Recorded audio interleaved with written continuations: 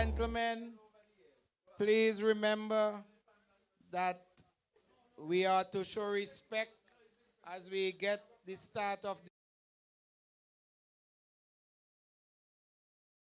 the soft. We are looking good so far. We know that there are some teams who indicated that they had some difficulty because of other games, but we are still pleased that we have good representation here. Okay, we will get our program started. Before I acknowledge, right, we are now live, so Michelle Horn, please come forward and invite God's blessings to this afternoon's proceedings. Please stand for prayer, and it will be followed right away by the national anthem.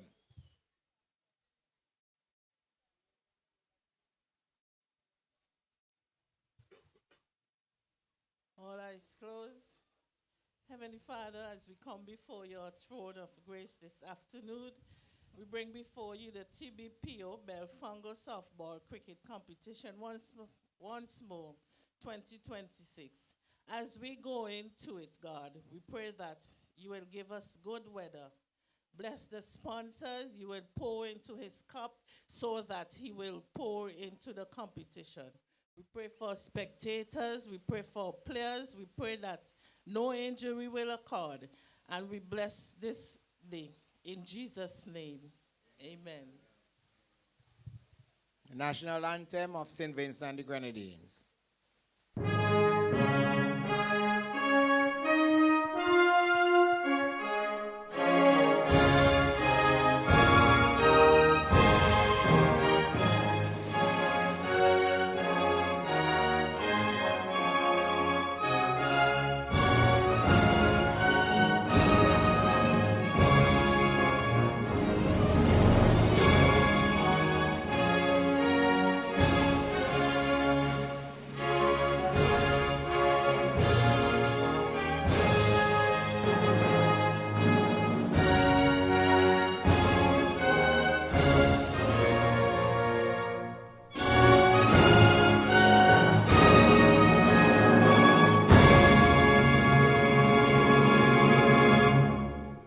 Thank you very much.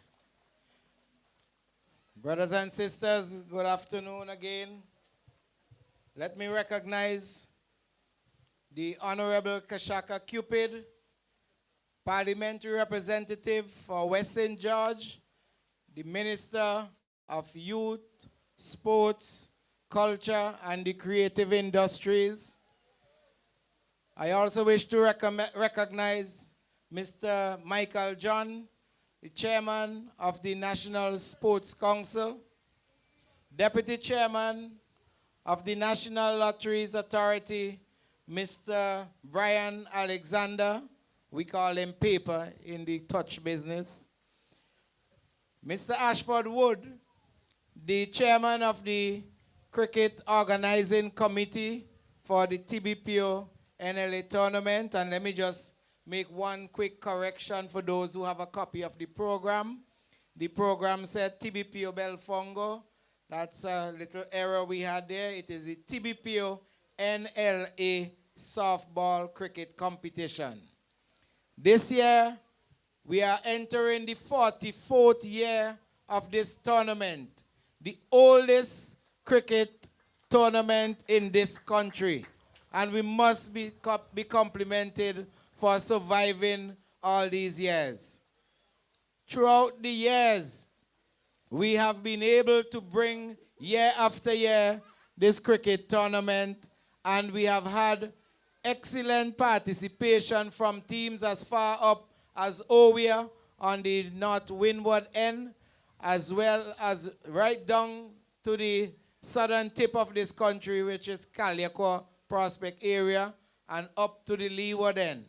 We are able to entertain the community here in Daphne, as well as the people from throughout this West St. George constituency.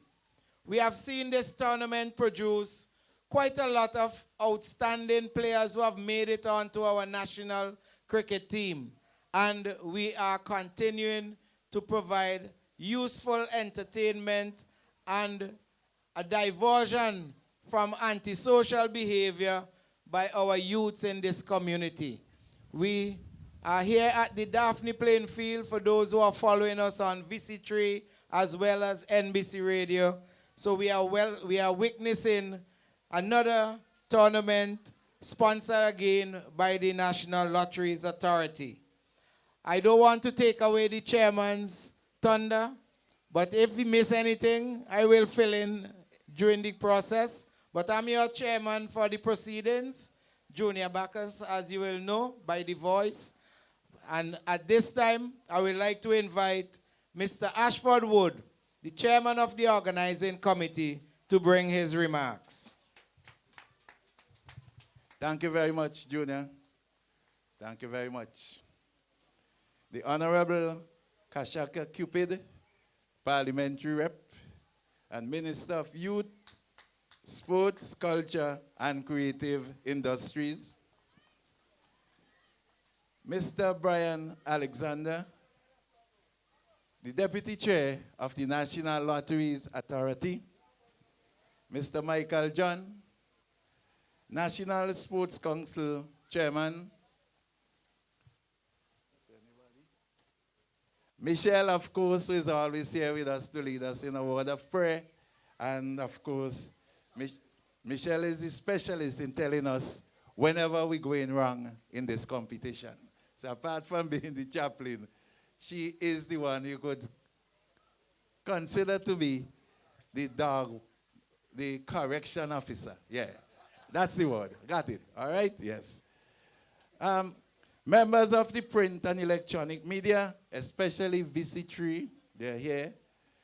NBC Radio, they're here, and they are taking it live.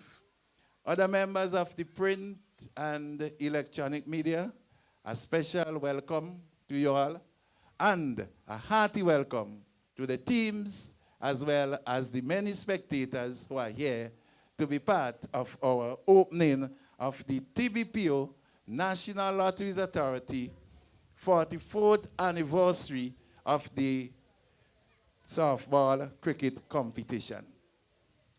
Like Junior said, it's a great achievement. I don't think any other competition, maybe except those organized by the national associations, would have surpassed 44 years. And today, I want to just focus a bit on cricket, and especially softball cricket. I have been following softball. In fact, I've been the chairman of this committee for quite a number of years. But for the past 3-4 years, I've really started paying attention to it. And one observation is that the game seemed to be falling off a bit. I can recall when I would see 3 and 4 vans pulling out from Gome to participate in competitions, whether they be in Greg's, over the river, North Leeward. I can recall when this competition had over 24 teams. We have 16 this year. Not bad. Not bad by any means. But I can recall when we had over 24 teams. I can recall many of the local teams. We talk about Novice, Simple Boys, Gome, Calboni, Riley, Top Billy, Fountain. And I can go on naming. And those were just internal teams. Not to talk about those that came from on the outside to join us. And I am sure every other competition, whether it be Greg's, over the river way, could have boasted about that also. I don't think we could make that boast today. Therefore, it shows that the competition has been falling off. And as such, what we have to do as softball players, as softball administrators, as softball lovers, is to look at where we are and where we need to go. One of the things I have observed too is that while the leagues are well organized, 𝘰𝑝po has a beautiful league. Greg's has a beautiful league. Them guys over the river have a beautiful league. There's one going on in Kingston now. Very good. But after the leagues, where do we go? Maybe the guys go and kick football. Maybe they do something else.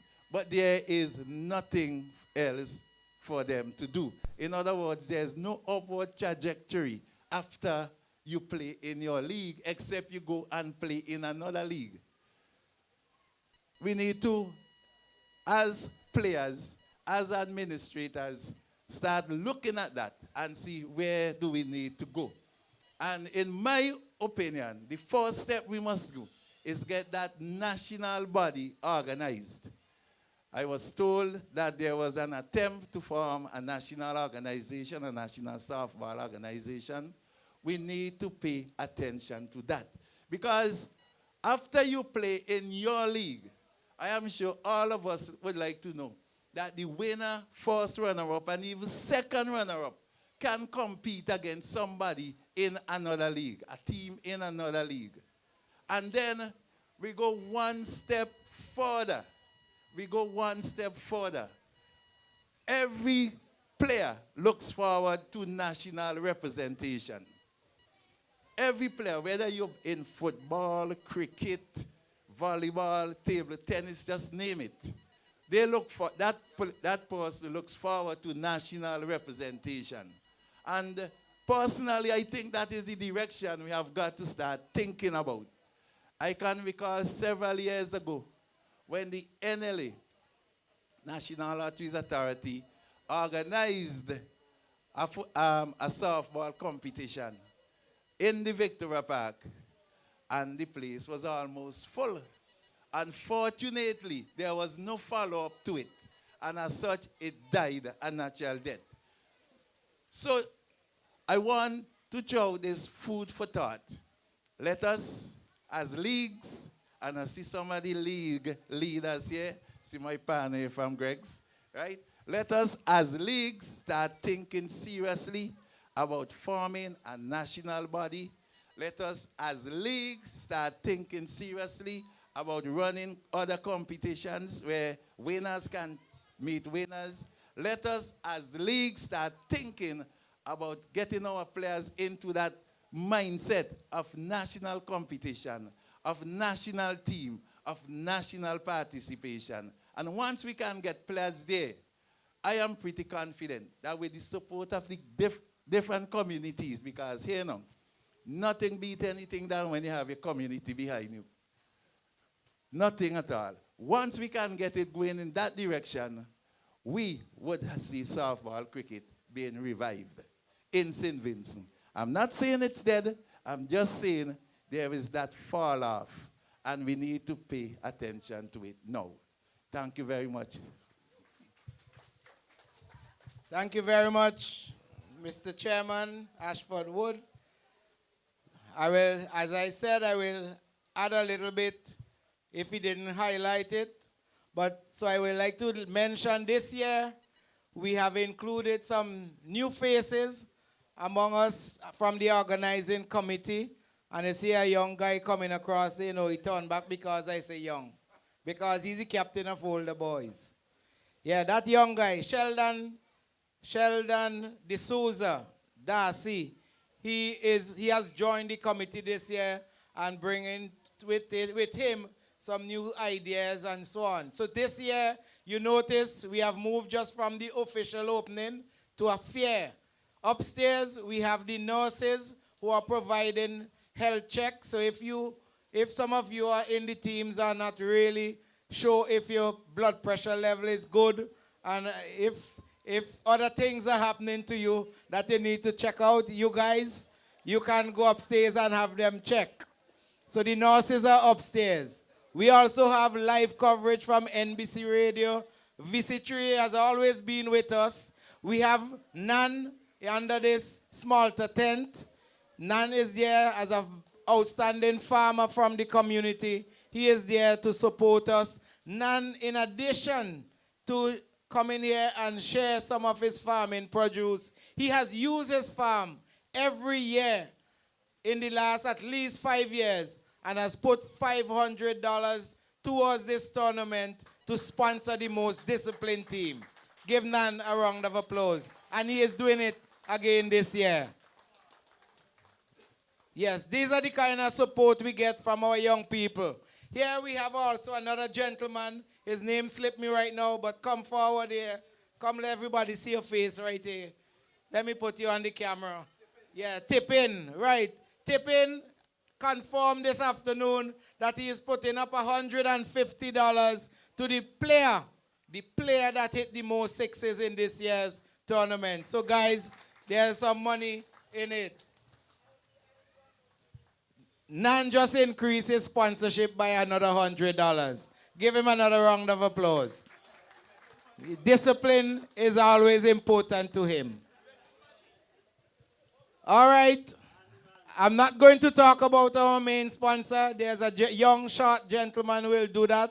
But I want to recognize also a young lady from this community who has brought out here for our children the trampoline and the bouncing castle so that the kids can come out and let us make this a family affair. We have popcorn being sold and, of course, all the bars and a new looking bar by Nico. Nico is here with a beautiful lady in the bar as well.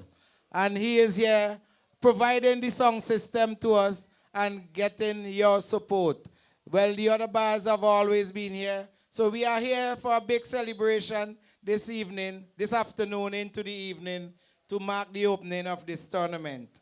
We couldn't open this tournament unless we have a good-looking playing field. We are not totally satisfied with the wicket so far, but some more effort will go in. But I'm throwing in that word as I prepare to invite the chairman of the National Sports Council, Mr. Michael John, a man also from the area. They say a former older boys player. I don't know if he gone older boys. But, then guys say he cannot make the team. So Michael, come and bring remarks on behalf of the National Sports Council. Thank you, Junior Bacchus. Mr. Ashford Wood, Chairman of the Organizing Committee. Mr. Brian Alexander, the representative from the major sponsors, National Lotteries Authority, the Honorable 𝐶𝑰𝑚𝑎 Parliamentary Representative, Minister of Youth, Sports, Culture, and Creative Industries. I bring you greetings here from the National Sports Council. And as the chairman of the council, I am pleased with the efforts so far of the organizing committee. I know throughout St. Vincent and the Grenadines, it is very difficult to find people to volunteer their services to come and organize events like these. And we must, at all times, congratulate the guys like Junior Bacchus, Ashford Wood, and his team. The National Sports Council, in our mandate, we will try our best to ensure that the playing facilities throughout St. Vincent and the Grenadines are in good condition. I know it's a very hard task ahead. I would have visited some of the fields and they are in terrible conditions. But we will work as hard as possible to ensure that we provide quality playing fields throughout St. Vincent and the Grenadines. I know the Honorable Minister is here, and I know he will announce some plans, of course, for this playing field.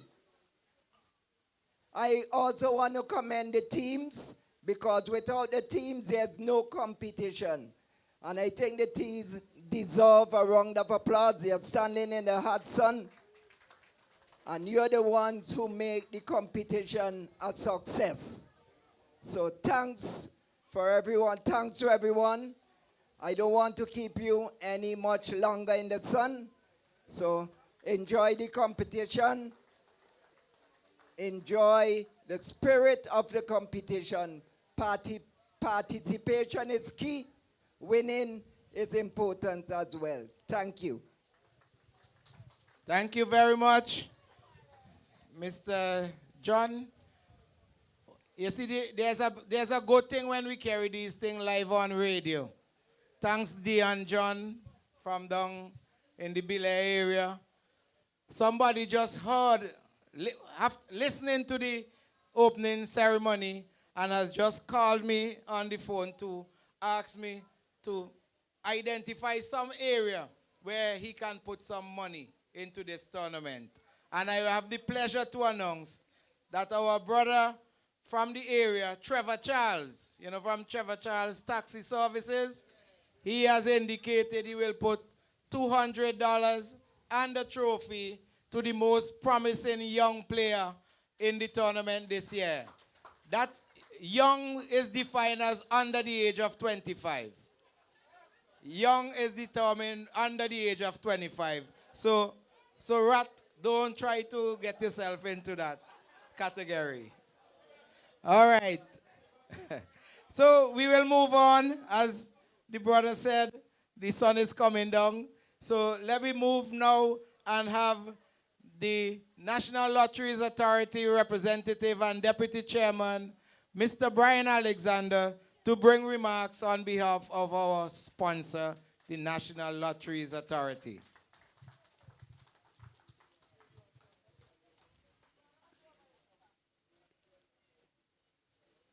Permit me at the outset to acknowledge, in accordance with protocol, the Honorable 𝐶𝑰𝑚𝑒 Parliamentary Representative and Minister of Youth, Sports, Culture, and Creative Industries. I also wish to recognize Mr. Michael John, Chairman of the Board of Directors of the National Sports Council, Mr. Ashford Wood, Chairman of the Belfongo Committee, and other members of your executive. Your leadership and dedication to sports and community development are truly commendable. I am honored to address you in my capacity as the Deputy Chairman of the Board of Directors of the National Lotteries Authority, NLA. For over 30 years, so I want to hear a clap. For over 30 years, the National Lottery Authority has proudly supported this tournament, and we remain committed to its continued growth and success. This partnership reflects our dedication to investing in sports as a key pillar of national and community development. Cricket is more than a game in our region. It is a unifying force. It brings people together, brings discipline, teamwork, and creates opportunities for our young people to develop their talents. Here in Bel Air, this tournament has become an important part of community life, showcasing both skill and sportsmanship. Many of the cricketing greats of our country and region began their careers in tournaments like these. Therefore, your tournament is important to the development of the sport and the discovery of nurturing talent. At the National Lotteries Authority, we see our role as more than just sponsorship. We are committed to empowering communities, nurturing talent, and creating positive opportunities for our people. Over the years, this tournament has helped to do just that, and we are proud to be part of its journey. As we move forward, let us continue to raise the standard, ensuring that the tournament remains organized, competitive, and inclusive. To the players, give your best and uphold the spirit of the game. To the organizers, thank you for your dedication. And to the supporters, your energy is what makes this event truly special. I also take this moment to encourage everyone to promote respect, unity, and peace throughout the tournament. Let this be an event where the entire community can come together in a safe and positive environment.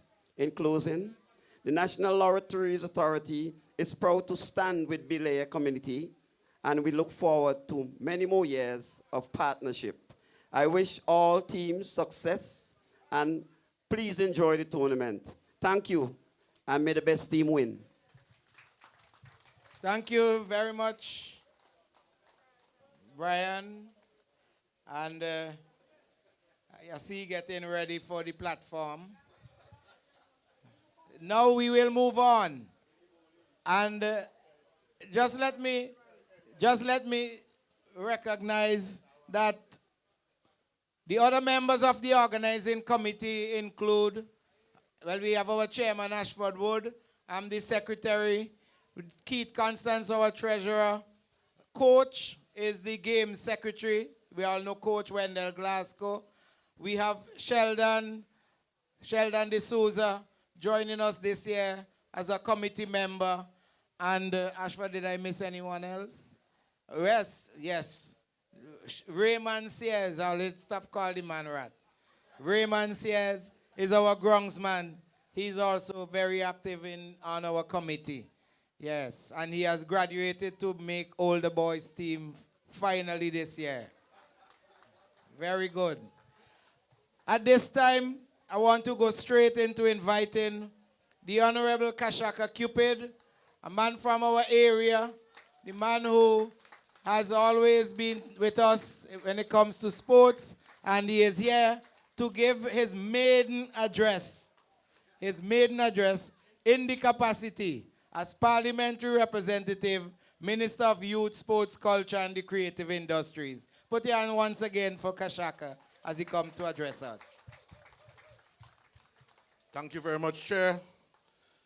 Before I begin, let me acknowledge the presence of the Chairman of the 𝘰𝑗𝑝𝘺𝑜 Executive, Mr. Ashford Wood, the Secretary, the Chairman, Mr. Junior Bacchus, the Treasurer, Mr. Keith Constance, Chairman of the National Sports Council, Mr. Michael John, Deputy Chair of the National Lotteries Authority, Mr. Brian Paper Alexander, who sounds like a budding politician. So teams, members of the media, members of West St. George constituency, a pleasant afternoon. It is truly an honor for me to be here this afternoon in the dual capacity, first as your parliamentary representative and also as your minister with responsibility for sports. And as we all are gathered here this afternoon, we recognize the importance of sports, not just to our community, but also to our nation. Sports has the ability to bring us together as one people. We all know the experience and the love and joy that we feel when the West Indies team does well. Now that same pride, I am hopeful is transferred to this tournament today. Now as minister too, I was also a former player. And I would have played here on a number of occasions before I decided to, as they would say, call it quits. In life, sometimes you have to know when your time is up. So no, I'm not playing for older boys, sorry. I'm still a young boy. Yeah, I have had experiences playing right here on this very set playing field. However, I recognize that it was time for me to transition into my academics one, and also sporting administration. So my responsibility has always been about giving back and also socializing in the community.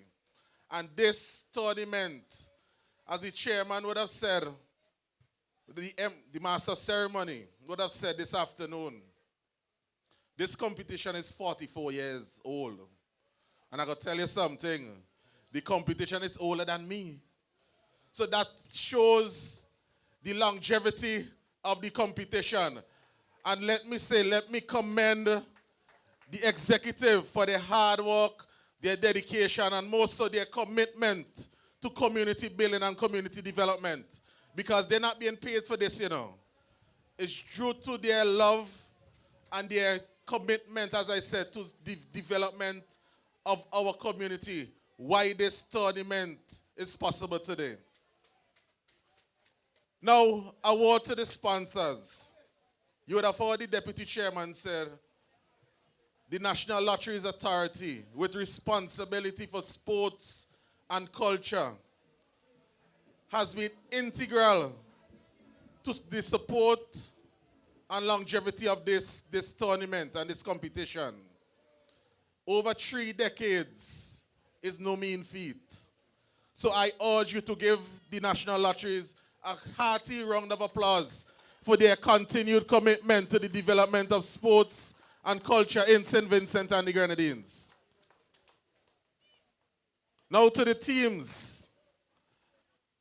I know Out of Trouble has been dominating this competition for a number of years. So they have a bullseye on their backs. So I encourage the teams, play competitive, play hard, always leave your best effort on the field of play. Remember, nothing substitute. There's no substitute for your best effort. Your best will always be your best. You can't surpass your best. You may encounter some surprises at times. But give your best on the field.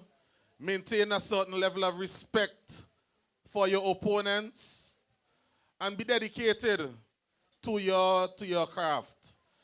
As I said, sports, and in particular cricket, is dear to us in this community. And having said that, I know the sun is extremely hot. And during my maiden budget address, I made mention of this playing field being lighted. And I'm here to tell you, the competition next year, especially the opening, for the first time, and I'm declaring this early, a national softball cricket competition will be playing under lights. So that will be historic for the area of Daphne 1 and also for softball. And it's imperative and important as a government that we recognize the importance of upgrading and investing in our facilities and our infrastructure. If you notice, upon traveling here this afternoon, there was an upgrade in the roads. And that upgrade would also be transmitted and transferred to the upgrade of our playing field here. So come next year, book it and show. You guys want to be in the sun at the opening. The competition will begin under lights. And you have my utmost and solemn commitment to that. Now in closing, I just want to reiterate my government's commitment to the development of sports in our country. Sport is dear to me on a personal level. And sports bring our communities together. And recently, we had an unfortunate incident at the junction right there. And it's still lasting in our memories. So I just want to encourage our youths in the community. Get involved actively in positive things. Sports, for example, is positive. Sports builds relationships. It allows you to form a sense of commitment to something. Sports also has the positive effect of teamwork, and cricket is a prime example of a teamwork sport. So I just want to encourage the youths of the community and the community at large to come out, support the cricket, support the teams, and let us continue to develop cricket in West St. George and St. Vincent and the Grenadines. Good afternoon. God bless. Thank you. Thank you very much. This is a little page for Rat. But before Rat, Raymond, your brother Ashford is calling you. Your partner. All right. All you know, I have been chairing this ceremony for many years. And I have had occasions when politicians come up and promise things. All you know that, right? I know we had promises of lights.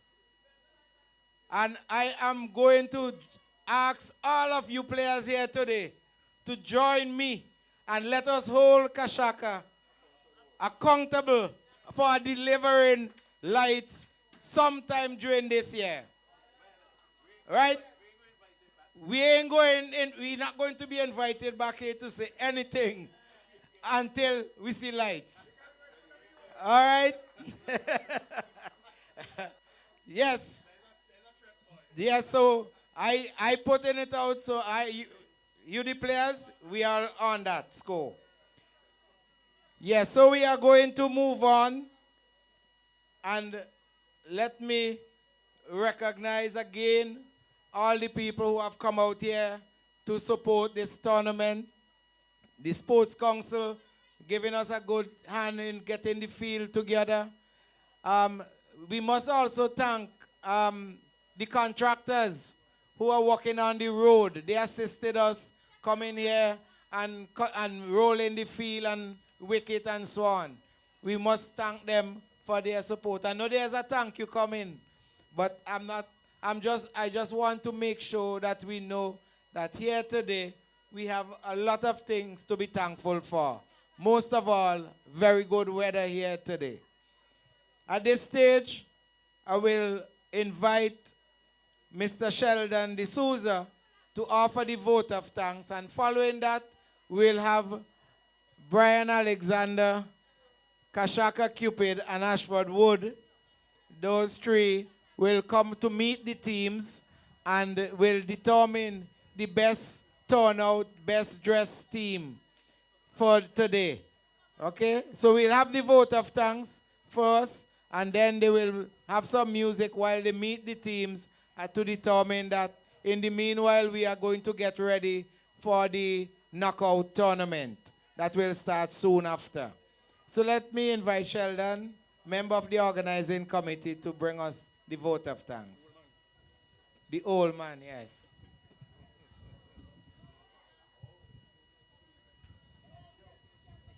So, hi, good afternoon, everyone.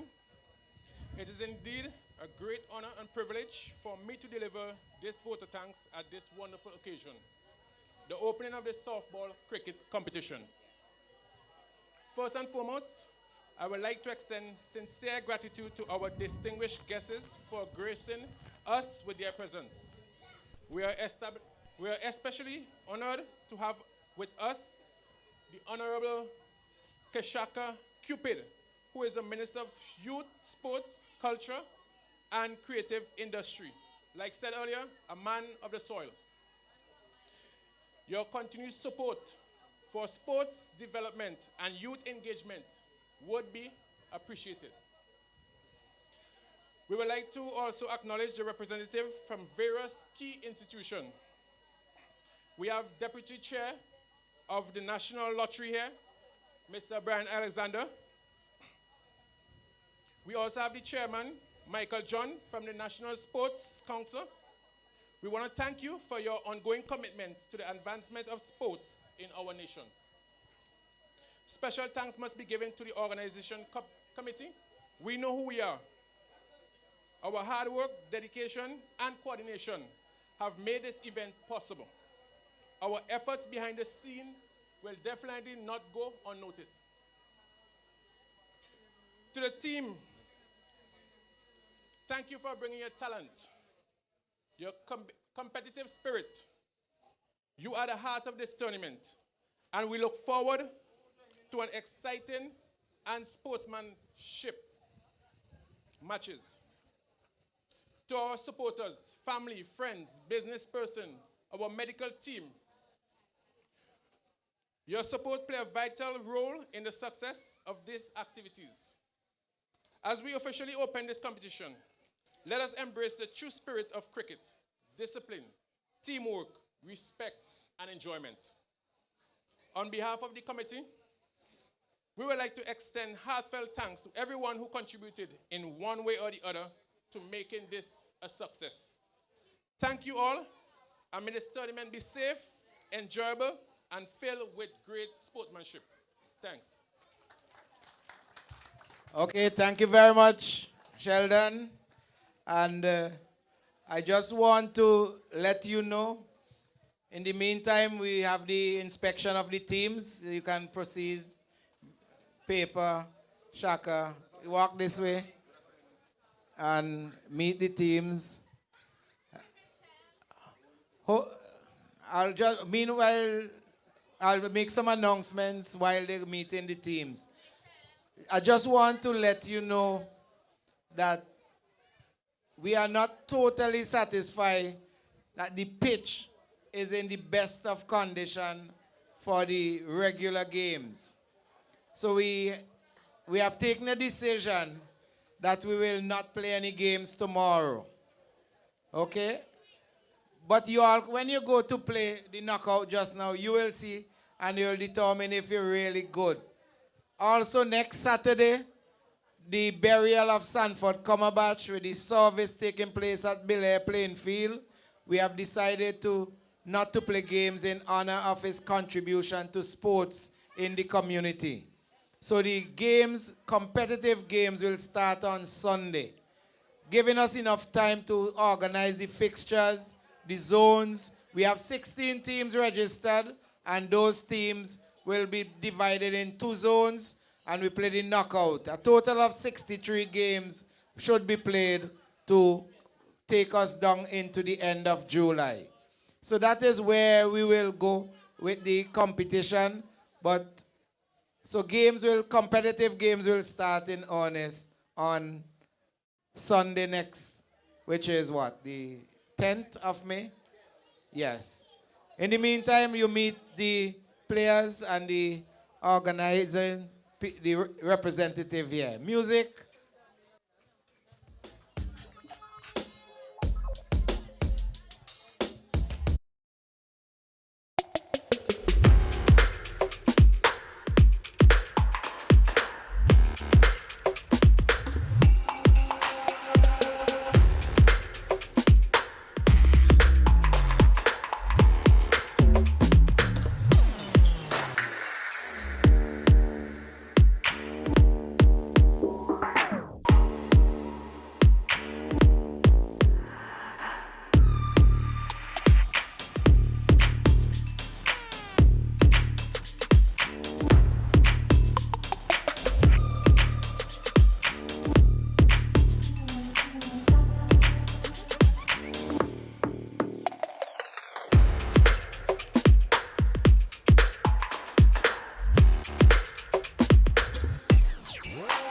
Friend them youngsters. Now friend them Greg's youngsters. Right? We have combat warriors. We have CMT out of trouble. And in the meantime, while they are discussing their decision, I just want to let you know that in 2 weeks' time, the domino tournament will begin on weekends as well. So peers can register, the usual thing. So we have the registration for the domino tournament sponsored by 𝑘𝑎𝑑𝑜 sponsoring domino, and they are committed to encourage domino playing. Some details will be given, but as many of you who want to be part of the domino tournament, you can prepare yourself to register. Okay, so And let me also announce the winning team, the best turnout, best dressed team here.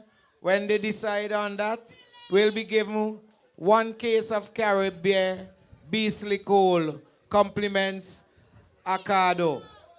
So you will have that as your prize to celebrate the fact that you come out here and you have won the best turnout teams. So as we conclude this part of the program, remember, encourage the children, get the trampoline, the bouncing castle. Nan has his farm produce here, so you can go out and purchase whatever you wish. We also have barbecue, what you have up there, Venado. Venado have barbecue pork. And, okay.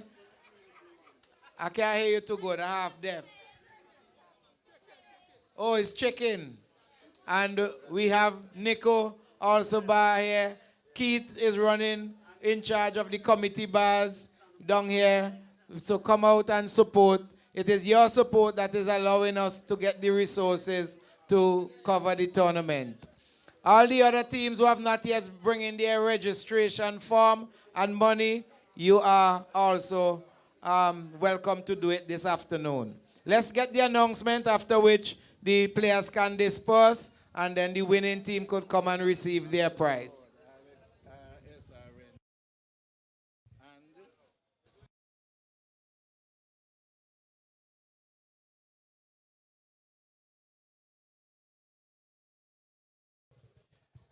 Right, we're moving fast. So, the winner of the best dress, you call it? Best turnout, best dress, best everything. I don't know if the 3 gentlemen went down, they looked at how many people were on the faces.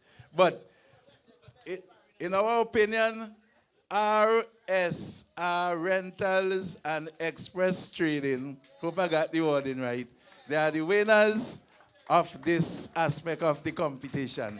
And for this, RSR Rentals and Express Trading, they are the winners of this competition, this aspect of the competition. And for that, you will be collecting 1 case of cold Caribbean that you can go to the bar and collect at your pleasure. All right? All the boys, I really think I might get something, honestly. All right, okay?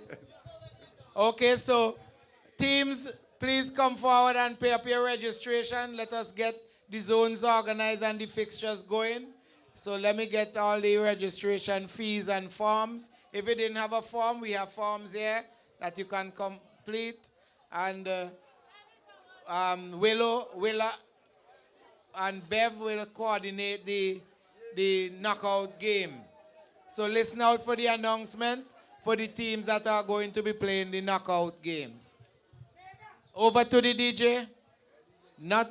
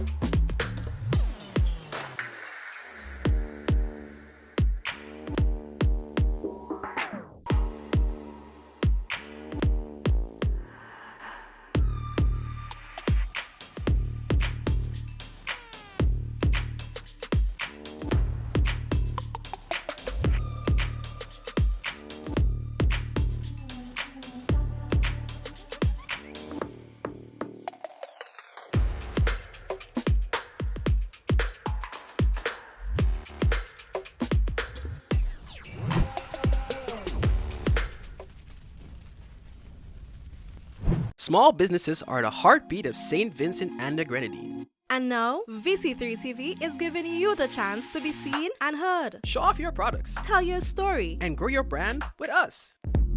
Don't miss this opportunity to shine on television and social media. Contact VC3 TV. And let's put your business in the spotlight. Be seen. Be heard. Be local. VC3 TV. Your vision. Your voice. Your channel.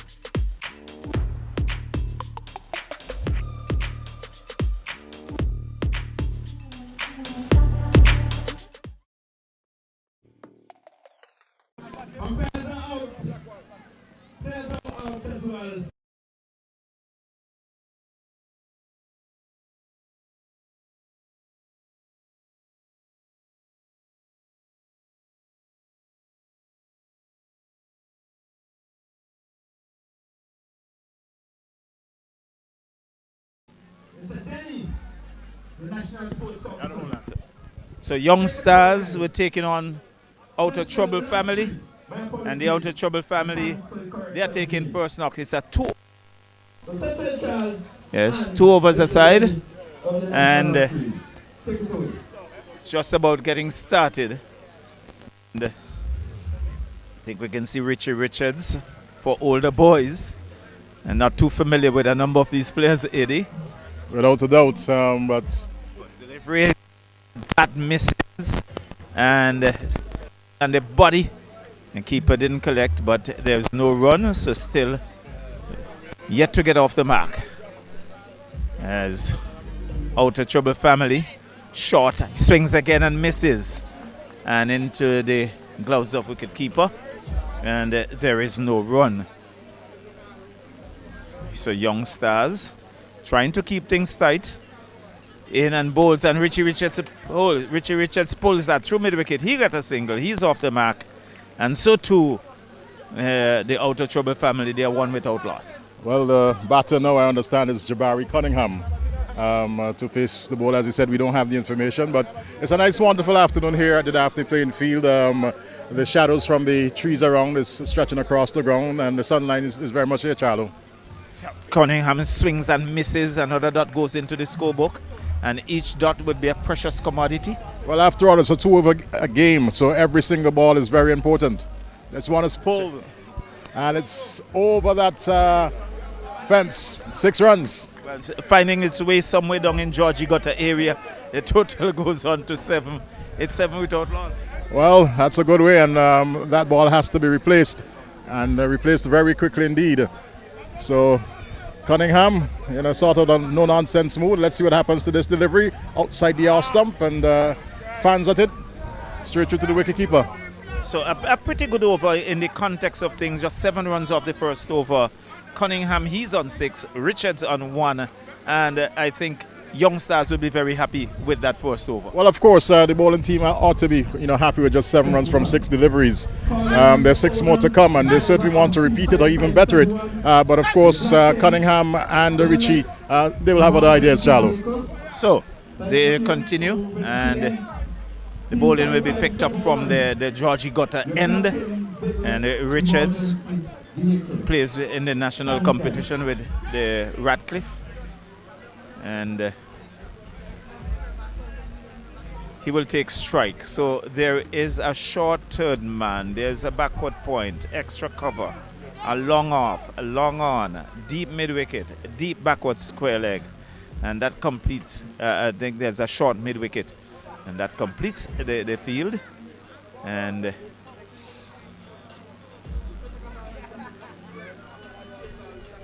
Richards waits with the National Lottery Play 4 banner and 3D well displayed. So too are the flags, the buntings, they're called. In comes, and Richards drives at that, edging that. Is a run out? Yes, he is. Looking for a single. That's run down to short third man, and immediately the return came in, and he was found wanting. Well, as soon as the ball hit the batty, he left his crease and picked up there by the short third man player. He got the ball quickly back into the wicketkeeper's, hands, not gloves here, it's softball, and he whisked that bails off very quickly. So the first wicket going down there, and immediately some pressure. So Asif Hooper makes his way out to join Barrett Cunningham, and he's swinging that high over mid-wicket. That's into the pavilion area, that's 6. Well, he got under that one, Asif Hooper, and certainly his bat is speaking here early in this innings. First ball, 6 runs, and that's what the batting team needs. So the total goes on to 13 for 1. And Hooper, national player, former under-19 captain as well. And certainly he has been across the Caribbean as far as the T20 franchise is concerned. Tobago and other Caribbean territories, Asif Hooper. Certainly, as he waits now, in and bowls. This time he's driving, taking on the body, and there's no run. The total remains on 13. So Young Stars trying to keep things as tight as possible. Yes, and let's see what happens with this delivery as Hooper taps on his bat, and one he hits high and hard over mid-on. That's gone over the fence. That's 6 more. Well, he's dealing in 6s. That was again a low full toss, and he got underneath that and lifted it over Longhorn, who was just a spectator as he watched it sail over his head, and the total goes on to 19. Well, the delivery before that was a slow one, but this time Asif read it quickly and was much in place. This one is again over mid-wicket. 6 more. And the total hustles on to 25. How quickly things have changed. He has come to the crease and he has already hit some 3 sixes or 4 deliveries and have changed the scoreline. It's 25 for 1 and just about a delivery or so remaining. This delivery is beaten outside the off stump. A wild swing. They offer a quick single and attempt to run out. Misses the stump. Back for a second one. Let's see. And I believe it's run out on this one. But 1 run at it. 26 for 2. Sorry. So it's 26 for 2. And as the second over comes to an end, so Young Stars will have to make 27 to win this first knockout. So as it says, knockout, you lose, you go home. Well, Asifupa played a blinder, if you want to consider that. Of course, had 3 huge sixes, and that was a plus certainly for Out of Trouble. We all await to see what is going to happen with the response from this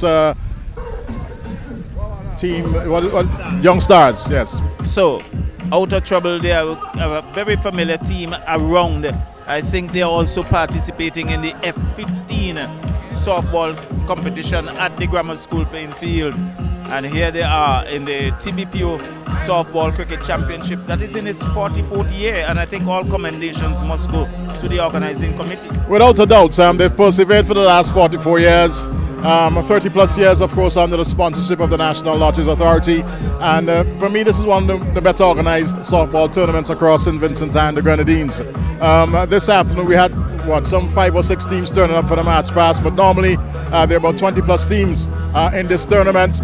And very importantly, what we've seen over the years, as we've seen Asifupa, the likes of Sonny Lambris and other players who have made it to the national level do come here at the snap the playing field to display their skills. Well, even onto the regional level as well. So they are already making their way out. As we know, the National Lotteries, 30 years of sponsorship. I think that's phenomenal, and all credit has to go to the National Lotteries Authority supporting sports and culture here in St. Vincent and the Grenadines. And there's some 16 teams.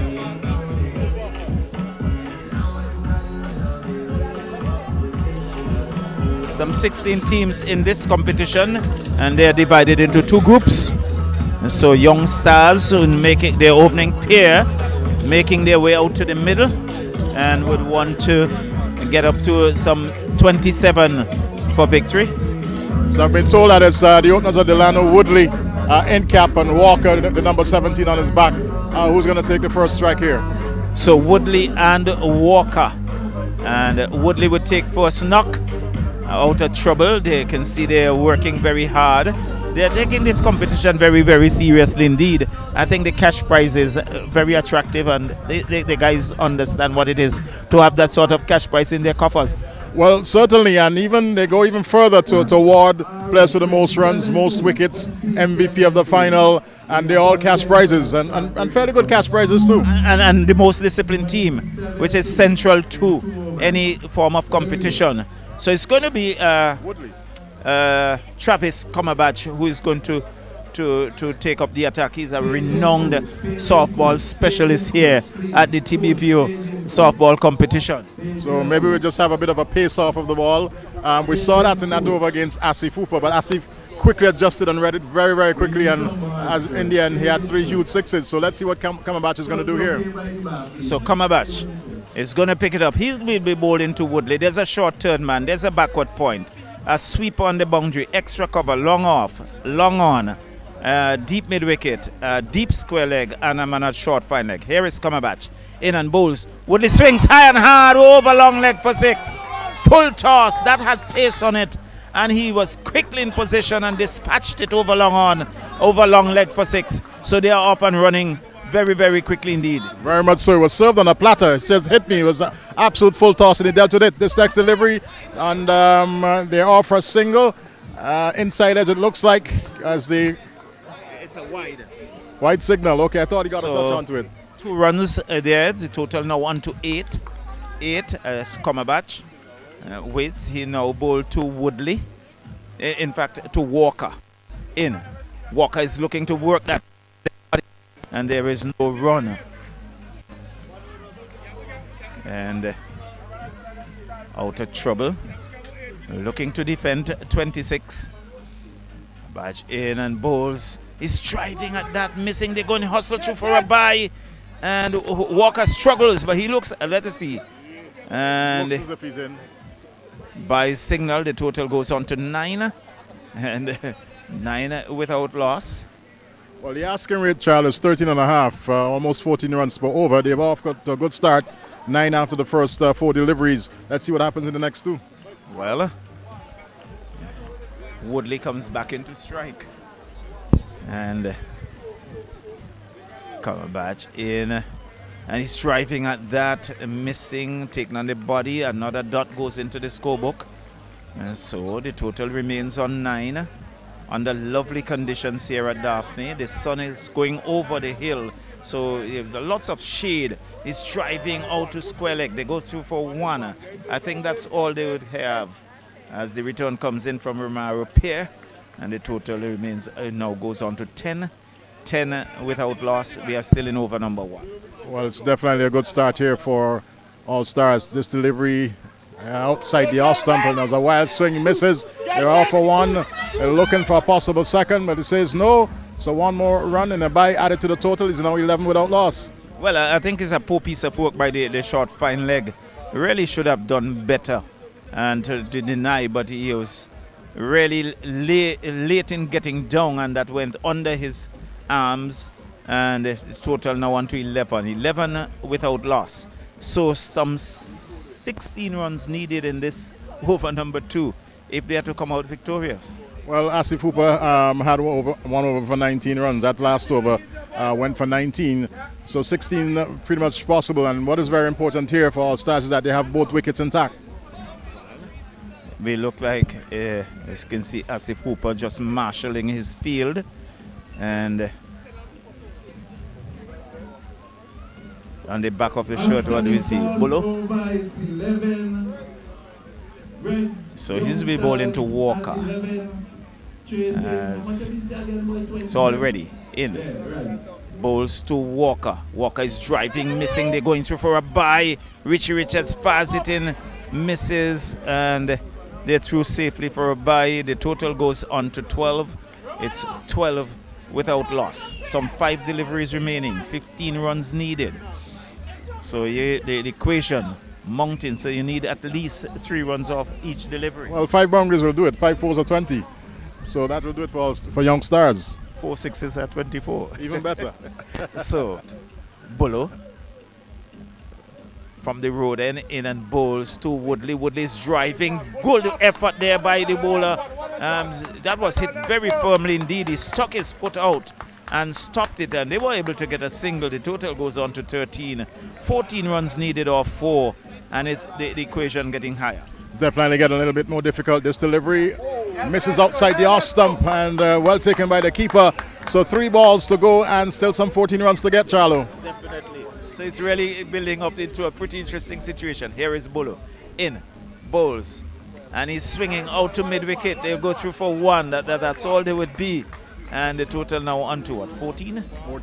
14 without loss. So they must hit a 6 off this delivery. 13 runs needed, so 2 sixes can give you a super over. Exactly.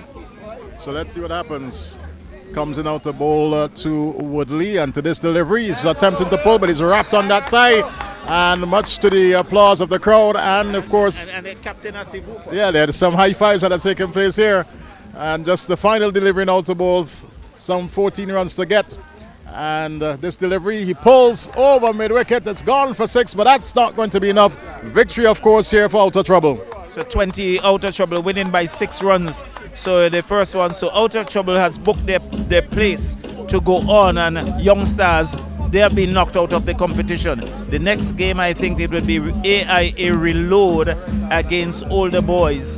And not want to really belittle the fact, but accidents can happen. Strange things can happen. But I think AIA could feel rather comfortable to against Older Boys. Well, it's all left to be seen. One would like to say, as I concur with you, that the odds ought to be in favor of AIA, but one never knows what the older boys can bring here. Cricket, game of glorious uncertainties.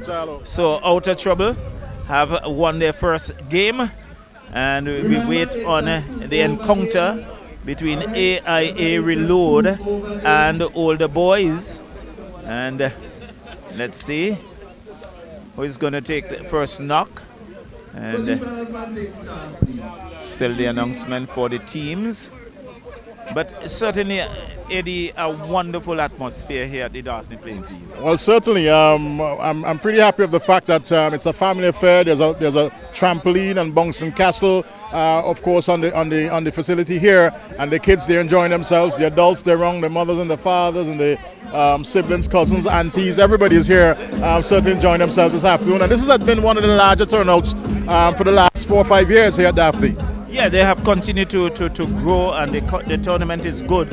And there's also that vegetable market. You can go and get your ground provision.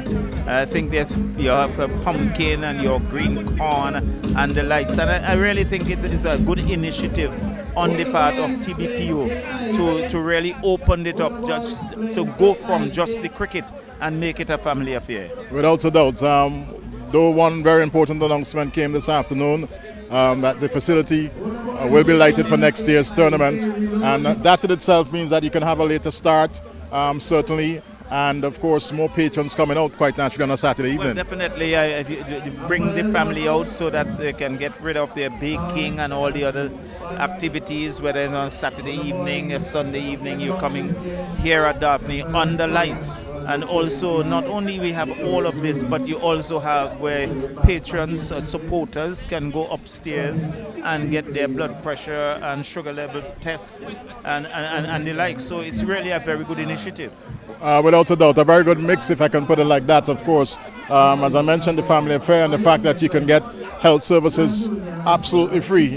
Great incentive, of course, to come down here at the Daphne playing field and soak up the cricket that is also taking place. The Ball-a-Rama that is definitely on the way. We're just waiting for game number 2 to start here this evening, and it looks as if Older Boys, they're going to take the field first, bowling quite naturally to AIA. Well, Older Boys, they're in the dark blue and really now making their way out onto the field, and very soon we'll see the opening pair for AIA Reload to do battle. So it's pretty good as well. Already we can see the opening pair making their way out, and unfortunately we're not next to the scorers or the information in terms of getting the names of the opening batters, but they're making their way out.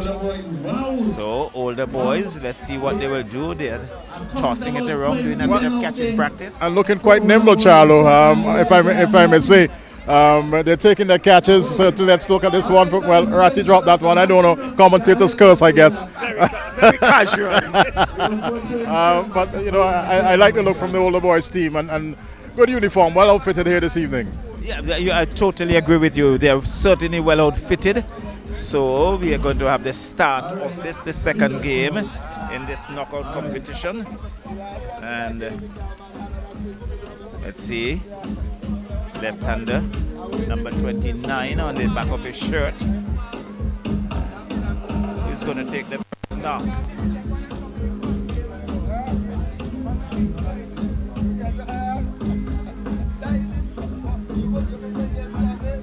One thing, if I can say, there's a need to be a little bit more swift here.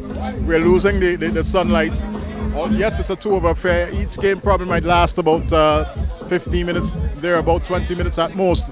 But the fact that we're losing the sunlight so quickly, there needs to be some urgency with regards to that. Yeah, there needs to be a faster turnaround.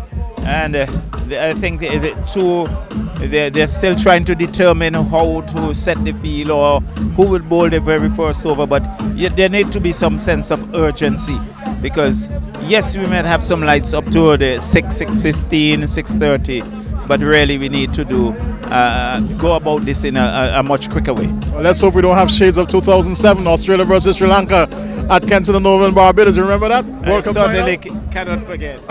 Cannot forget. So it's AIA take first knock. Let's see. There is a backward point. There is a short extra cover. There's a sweep on the boundary. There's a long off. There is a long on. Deep mid-wicket, deep square leg, and a short mid-wicket.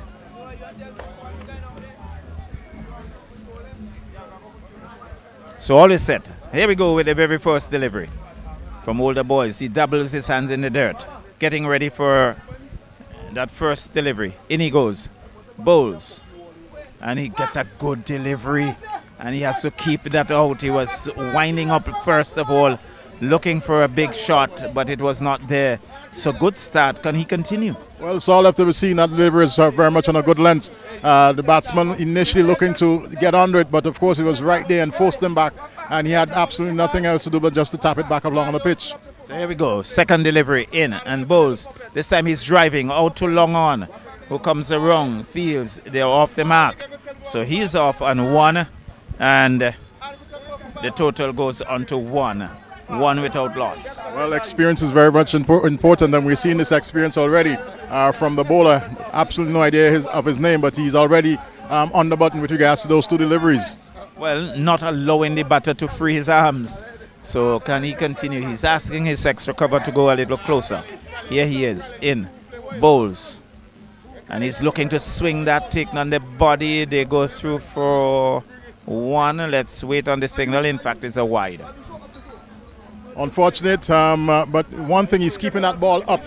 As you said, not giving the batter the opportunity to swing their arms. He's trying to keep it just about, on that good length, and thus far, is doing very well. So it's two without loss. And here he's once more to bowl to the left-hander, in. And he's driving again, long off comes around, they go through for one, that's all they would be. So good bowling on the part, using his experience, as you rightly said, not allowing the batter to get underneath it, but fully you have to drive it to the field, and there's cover on the boundary.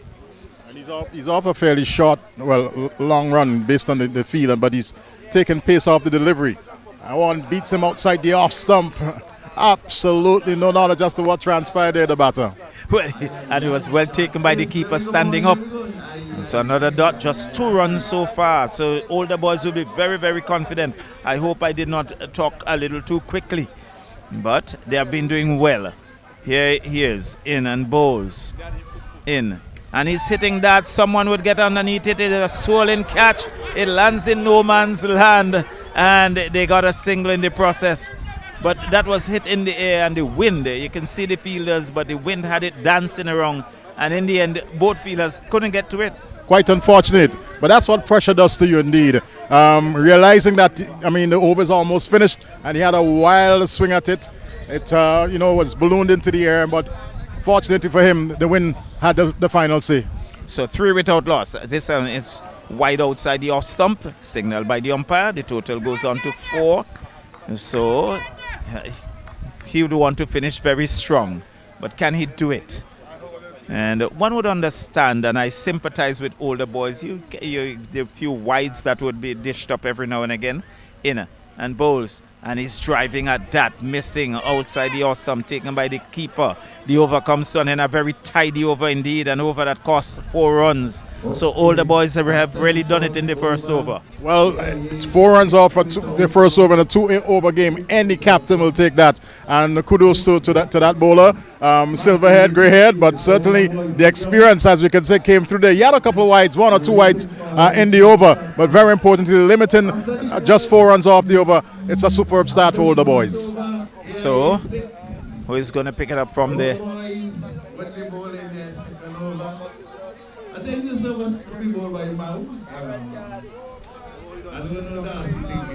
So, it's going to pick it up from the far end.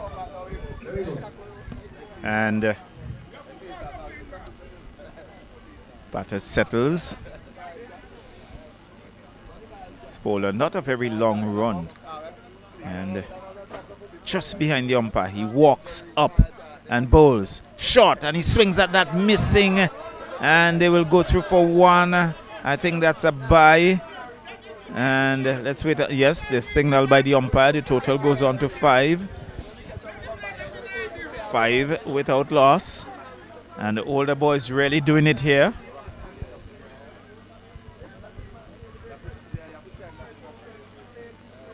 Just some field adjustments. All is set and ready. Here he is in bowls. And he's slapping that over cover for 6. That's hit on the perimeter fence. And the total goes on to 11. It was short. He rocked back and lifted it over extra cover onto the fence for 6. And they would need a few more. Without a doubt, of course. And well taken 6 off the bat today as he settles. And waits delivery number 3 and pulls over long on. And that's 6 more. The total rushes on. It has gone now to 17. Some 12 runs already off the over. And, well, very, very important runs here for AIA in this 2-over encounter, knockout game and delivery. And it's over long off. 6 more. So dealing with 6s. Definitely, of course. First one is over long on, and this one is served up just outside the off stump, and he got under it. Didn't really have the elevation, was kind of flat batted, but made it over the ropes. 6 more, now what, 23? 23. So here he is. He's under some pressure here. In and bowls. Gets a bulldoze, hits him for 6 more. And the total goes on to 29. And older boys really taking a bit of punishment here. Without a doubt. And some wayward deliveries there from the bowler. That last one was just asking, please hit me. And certainly the batter did so. He obliged. So final delivery of over number 2. In. Bowls. And he's driving at that, missing. They're going through for 1. The return comes in at the bowler's end. And he bumbles and fumbles. And wide signal. So 2 more to the total. The total now goes on to 31. And what an expensive over. Without a doubt, it's what, some 27 of this over. Final delivery, hopefully. Seems to be having a bit of a problem with his shoulder, but let's see what happens to this delivery. It's short and it's pulled way high over that square leg position. It's 6 more. Well, at the end of over number 2 is 37. Some 33 runs coming in that over, Eddie, and really it reflects older boys. Without a doubt, after that nice tidy first over, things completely went haywire in this the second over. The batter took advantage, of course, of some of the wayward deliveries, and 37 is going to be a tough ask. Certainly. So 37-38 for victory. AIA reload. They have really loaded up well, and older boys would have a Herculean task looking to get to 38 for victory. Well, the music strikes up here at the after playing field. As we said, it's a festive atmosphere, and we're just awaiting now for the response from the older boys team. They're still very much in the middle, maybe deciding who's going to open. As far as this encounter is concerned, it's a situation where you need to attack from ball 1, Charlo. Well, definitely. There's no time to waste. You have to go at it from ball 1, and you can see the bowler still holding, favoring that in his shoulder, and a reflection of being very unfit indeed. Well, I guess that's something that's you can attribute to being an older boy. Well, a senior citizen, if I can say that. So the name would reflect just what they are, older boys. And so they're making their way off. And as we see, AIA Reload has already made their way out in the middle. Well, Charlo, anything is possible still, you know. We didn't expect that tidy first over. It was a brilliant over, first up, but of course, 37, 6 sixes, 3 sixes per over, and game over. Can they do that? Can they do that? We'll wait to see. And I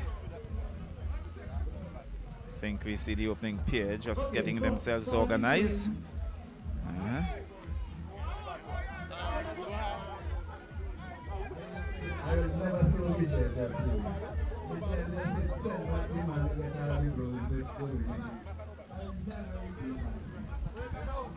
So, opening pair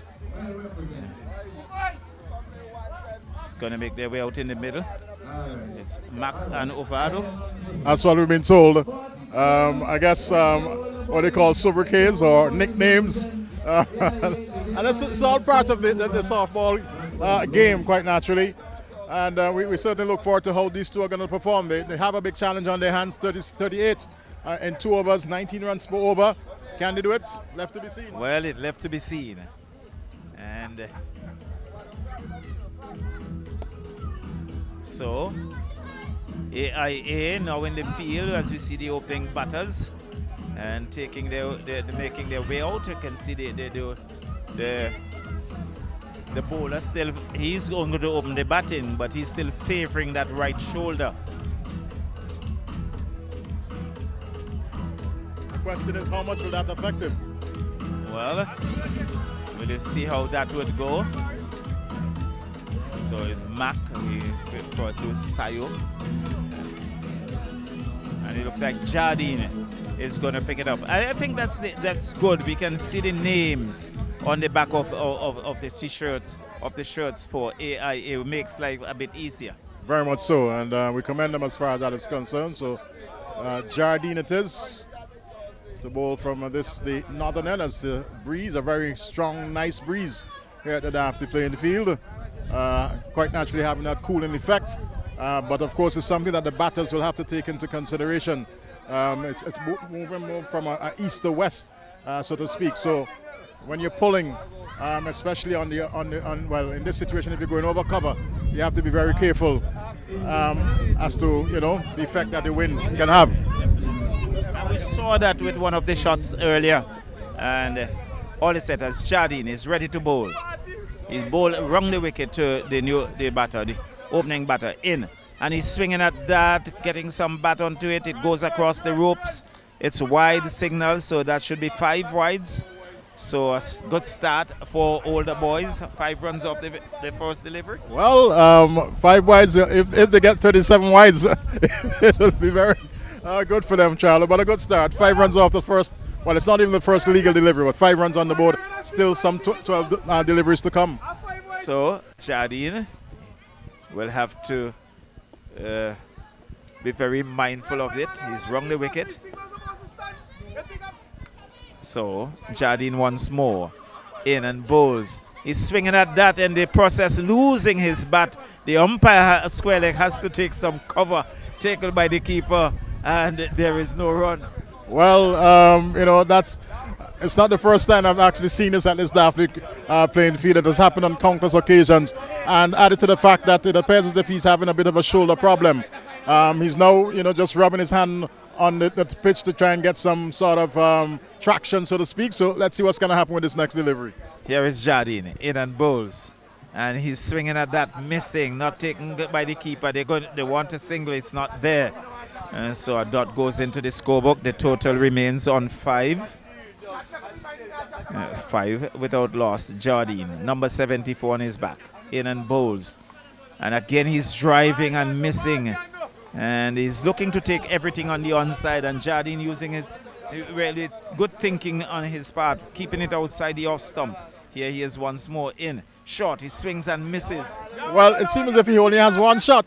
That's the 4th delivery he faced, and it's the same shot. And you said rightly so that Jardine is just keeping it outside the off stump. So here is Jardine once more, in and bowls. And he's swinging at that, taking on the arm. And there is no run. So good work by Jardine, indicating that there's 1 legal delivery remaining. He would want to finish strong. And the total is on 5. So here is Jardine, in and bowls, and he's driving out to long on, who has to do some covering, does so, keeps it down. Well, the batter refused to run, and I think he's run out. What has happened? They had all the chance for a single, but the non-striker decided he's not going to move ground. Well, quite unfortunate, a comedy of errors, if I can call it that, because the single was definitely there. There's no question as far as that is concerned. Maybe the non-striker figured, well, you've wasted five deliveries, so maybe I should stay here and try and see what I can do. Well, I think you have summed it up very nicely and rightly, because he has missed 4 consecutive deliveries, and that single is to give him the chance to have a strike is to waste more deliveries, and he's backing himself that he can do better than that. Well, let's hope that certainly with some 33 runs to get in 6 deliveries, 5 sixes are needed, quite But we naturally. need 6 sixes if they're going to win this. We hope that they can do that. So 𝘰𝑗, left-hander, and 𝐴𝑖𝑎 will continue. They would fancy their chances here, and why not? I said from the inception the odds would be against older boys, and we have seen it already.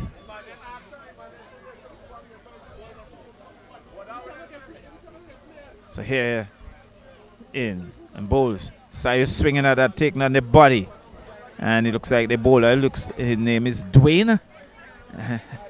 And so there's no run. An employee of the NLA, part of the park staff. In. And he swings high over mid-wicket for 6. So he's showing that, yes, I made the right decision to stick around. The total now on to 11. 11 for 1. And they would need 4 more. But still, I think they would still fall short. This delivery swings, and this has gone high over mid-wickets even further. 6 more. So, well, you never know with a wide and no ball. It can possibly still happen for older boys. So it's 17 without loss. So he decides now to go round the wicket. 𝘰𝑗 is swinging and missing, and they hustle through for 1. And let's wait on the signal from the umpire. A bye, and the total now on to 18. 18 for 1. Still needing some 20 runs. And D'Souza comes in to strike. Faces first delivery. Let's see what he'll do. In. And he's flashing that pass cover. Lovely shot. That's 4. Picked the gap well. It was short outside the off stump. He got on top of it and hammered it past backward point into the fence for 4. The total now on to 22. So 22, 16 runs needed. Off 2 deliveries. In. He's driving, missing, and keeper not standing right up. In fact, the over comes to an end. Final delivery. So 𝐴𝑖𝑎 winning by some 16 runs. Big victory here. Big victory for 𝐴𝑖𝑎 over the older boys. It's been a fairly good effort from the older boys team, but they're certainly outplayed, especially in the batting department, Charlo. Yes, they were outplayed. I think they had a very poor over that cost them 33 runs, and I think that really did the damage for them. And so the older boys, they're having their fun. And let's see who's going to take the field. Still waiting the announcements. Well, we have a situation there. I believe there's 6 teams in this Ball-Arama. Quite naturally, there are going to be 3 winners.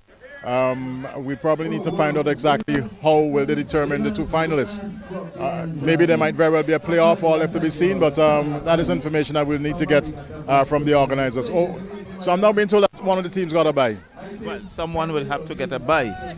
And still waiting on the starting. Winners held by coach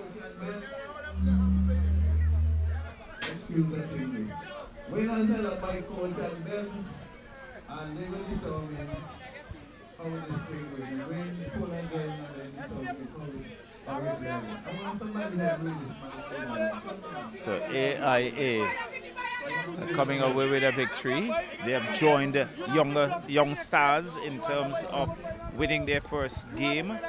Out of trouble. Well, out of trouble, sorry. Out of trouble, yes. Out of trouble had the victory over young stars.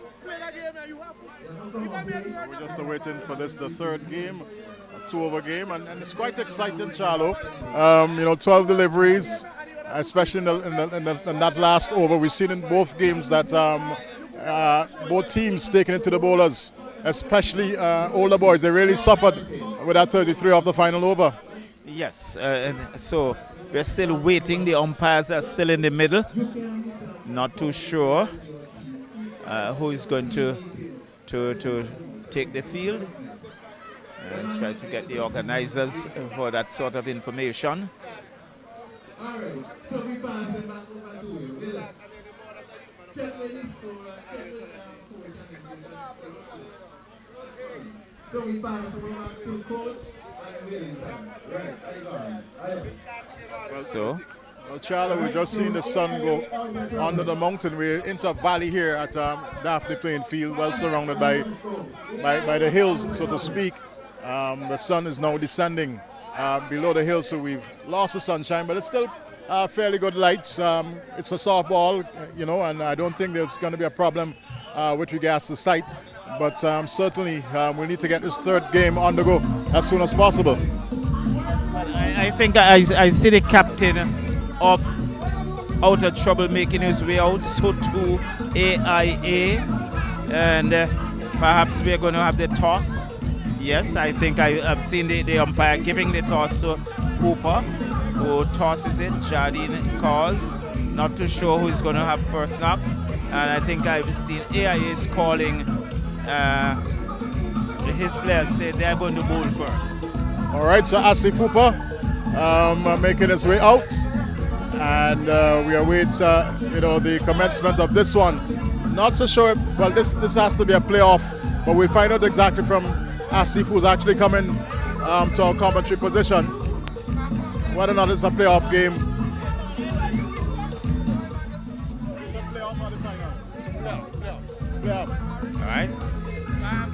I think that a bite to straight to the final, so whoever wins is going to the final again.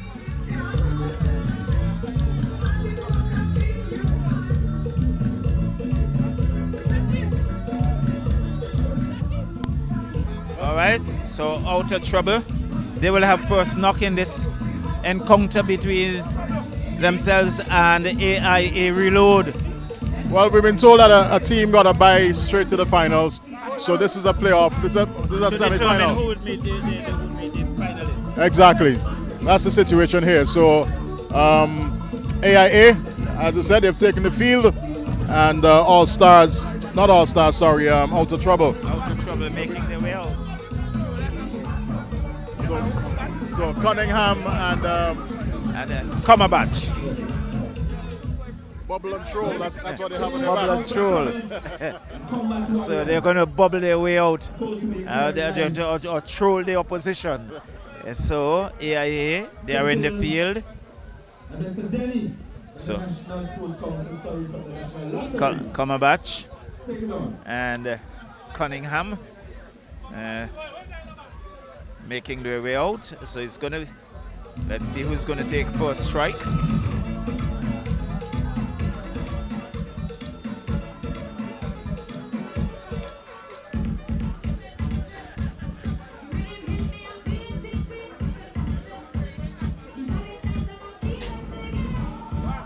So very soon we'll be up and running.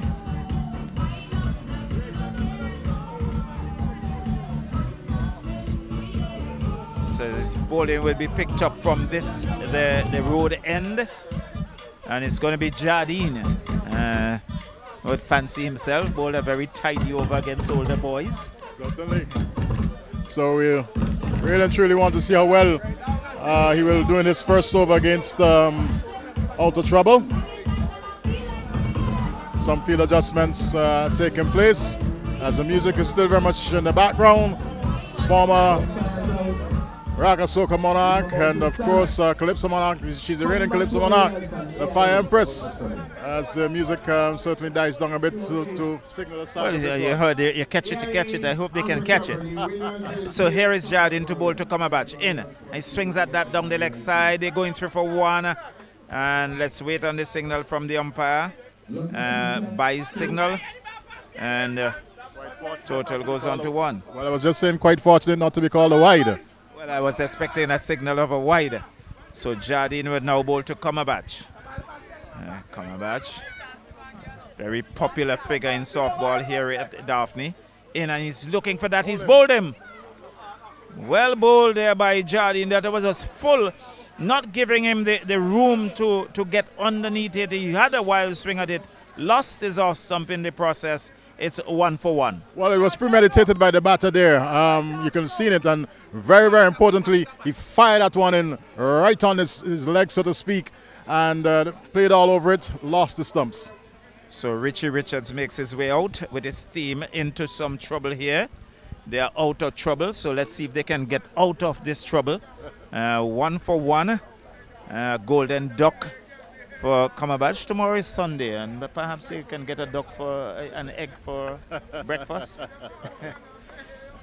So Richards makes his way out. So Jardine is taking charge. I think he's the captain as well.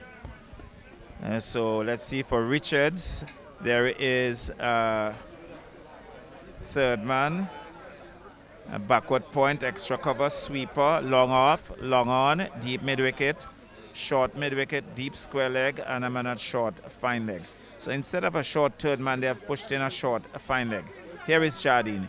In bowls to Richards, so he's hitting that over cover. It's in the air. Can the fielder get there? No.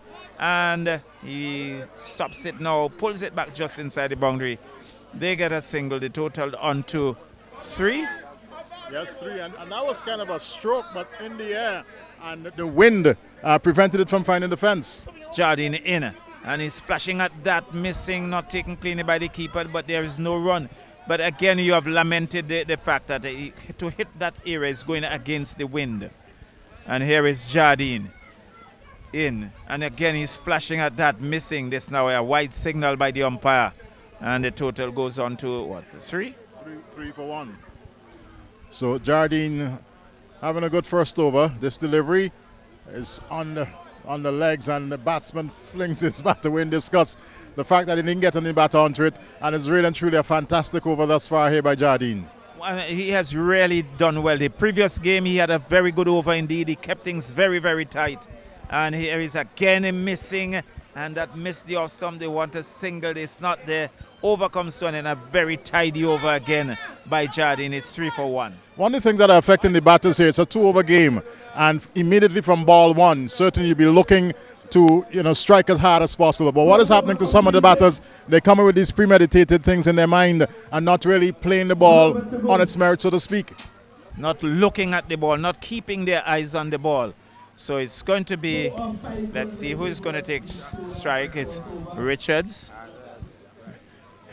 Richards going to take it up from this. He'll be facing. And let's see who is going to pick it up from the far end. AIA. So far they have kept things very, very tight. They have done well. Here he is, in and bowls to Richards. Richards is swinging that out to mid-wicket. And 6. That was pitched up. And he just lashed onto that over wide mid-wicket, and for a 6. The total now on to 9. 9 for 1. 9 for 1. It's a good start for this second over indeed. Delivery now on the legs and looking to pull it around off the body. They go through for 1. Will it be 𝐶𝘰𝑚𝑟𝘅𝑔𝘩 once again? And it appears as if it's going to be Travis 𝐶𝘰𝑚𝑟𝘅𝑔𝘩. He's be bowling to Harry, the left-hander. So let's see, he's adjusting his field.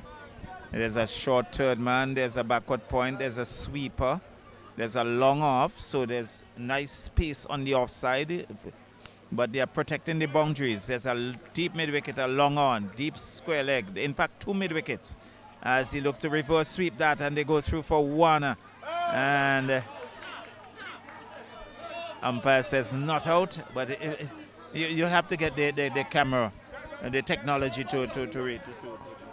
Well, and added to that, of course, the umpire is well placed. I mean, we're losing the light a bit, but I think he was fair in his judgment there. Right, so it's 1 without loss. 1 without loss. 𝐶𝘰𝑚𝑟𝘅𝑔𝘩. Cunningham standing up is 𝐶𝘰𝑚𝑟𝘅𝑔𝘩 now. Would come in to bowl. Let's see. In to bowl to Dwayne. Dwayne gets a full toss, and that's gone somewhere down to the defense over mid-wicket for 6. And 𝐶𝘰𝑚𝑟𝘅𝑔𝘩 really losing it here. Well, he struck the play 4 sign, but he played 6 wonderful runs off of that delivery. And as you said, 𝐶𝘰𝑚𝑟𝘅𝑔𝘩 losing it a bit as far as that delivery is concerned. He was quite tidy in the first game, but being struck for 6 there as Dwayne settles over his bat. A delivery that he flicks nicely over mid-wicket. It's out to the ground. 6 more. Well, beautiful. I think he looked to keep it tight. He went for his legs, but drifted a little too much on his legs, and he just picked it up against the wind and clear defense. The total goes on to 13, and They still have to get, well, how many more? 19 runs for victory. So certainly out of trouble. They're off to a good start and immediately putting pressure on this AIA, I should say, off to a good start and putting some pressure on this out of trouble team.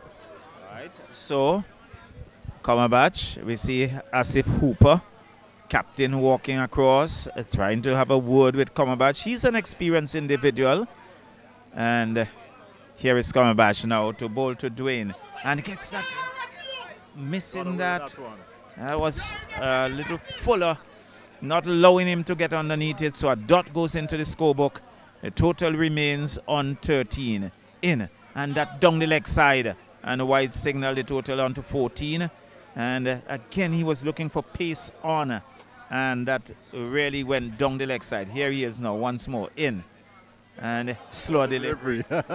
Well done there by 𝐶𝘰𝑚𝑚𝑏𝑎�C𝑡. He fired in the one before, and this one he took the pace off and certainly caught the batter, had it in a bat shape, so to speak. So it's 13 for 1. We're still in over number 1. 19 runs needed for victory. And 𝐶𝘰𝑚𝑚𝑏𝑎𝑐𝑡 once more. And he swings high and hard. That would clear the fence. It does. 6 more. And the total now on to 19. So 13 runs needed in the next over. Pressure certainly on this out of trouble team, but that one was really hit with a lot of power. It got the elevation. It didn't clear the ground, so to speak. It went over the ropes, but he got a lot under that one and skied it. And certainly 6 more added to the total. 19 for no loss. Certainly game on. Yes, game on, and we were just entertained with some footballing skills by Bubble.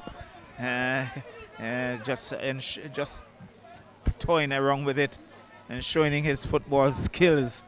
But it looks like Richie Richards is going to pick it up from the road end with 13 runs needed.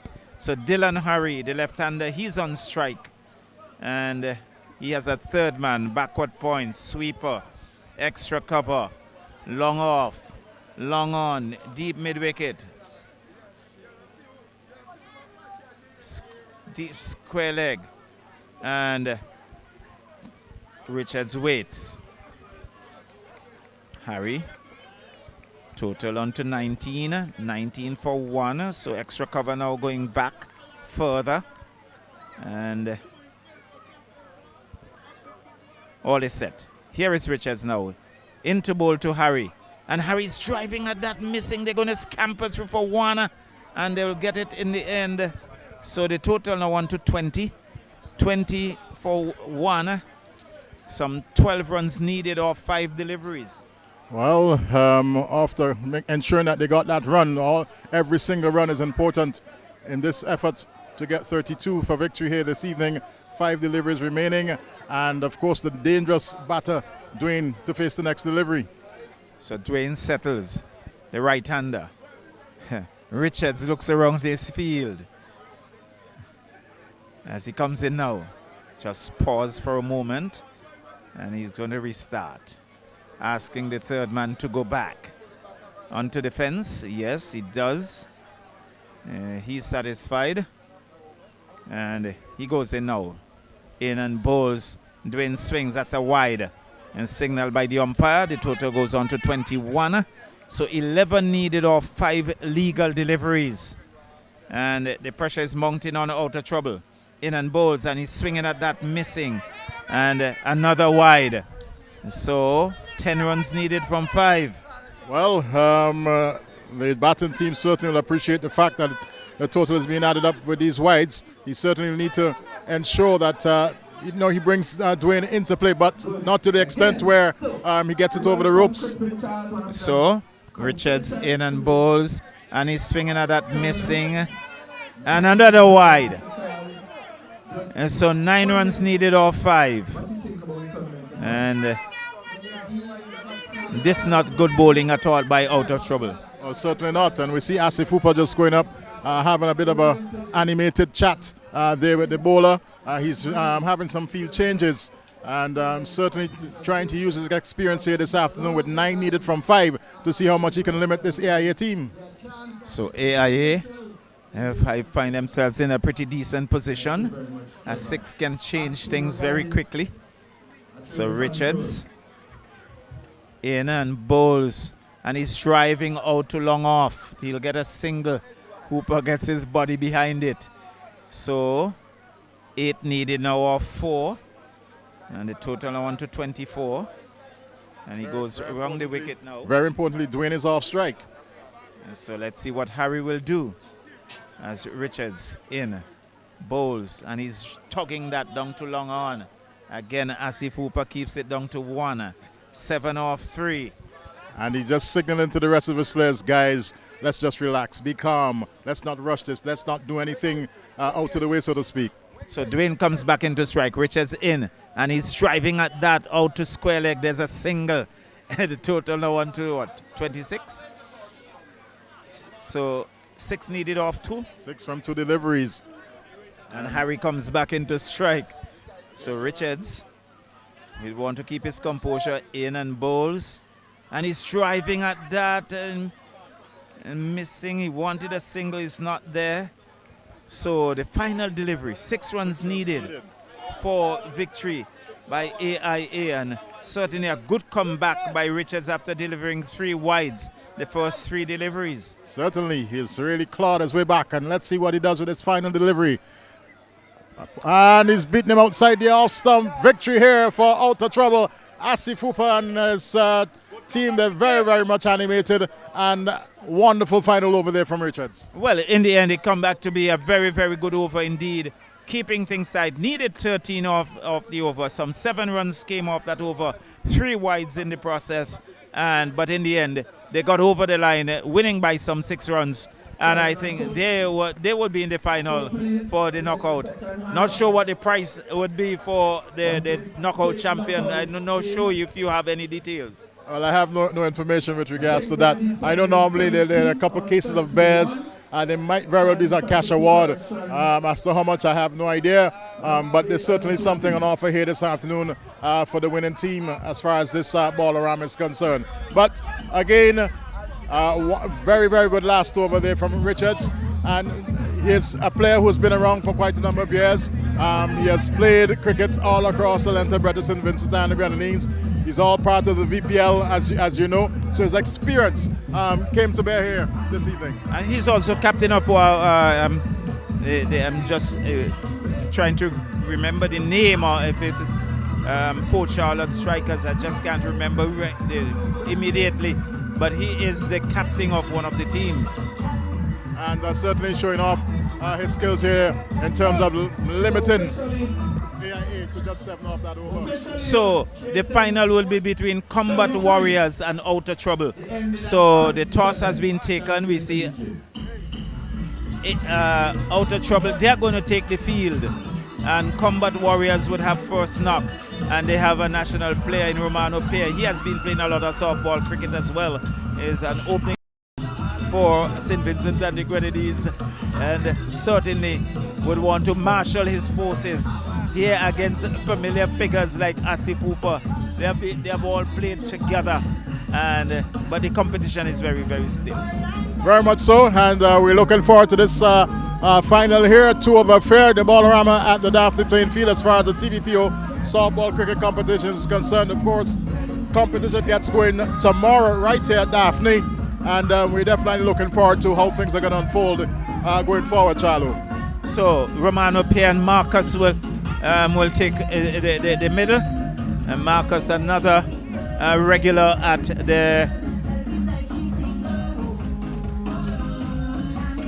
the middle. So Combat Warriors to do battle with Out of Trouble here for the final of the knockout competition. And the time easing up to about 6 o'clock, just a few minutes to 6 as the music fades into the background. And let's see who is going to start. And Asif Hooper has entrusted Kamabach with the first over once again. And Kamabach, he will bowl to Romano Pierre. So this would be a good matchup. Pierre.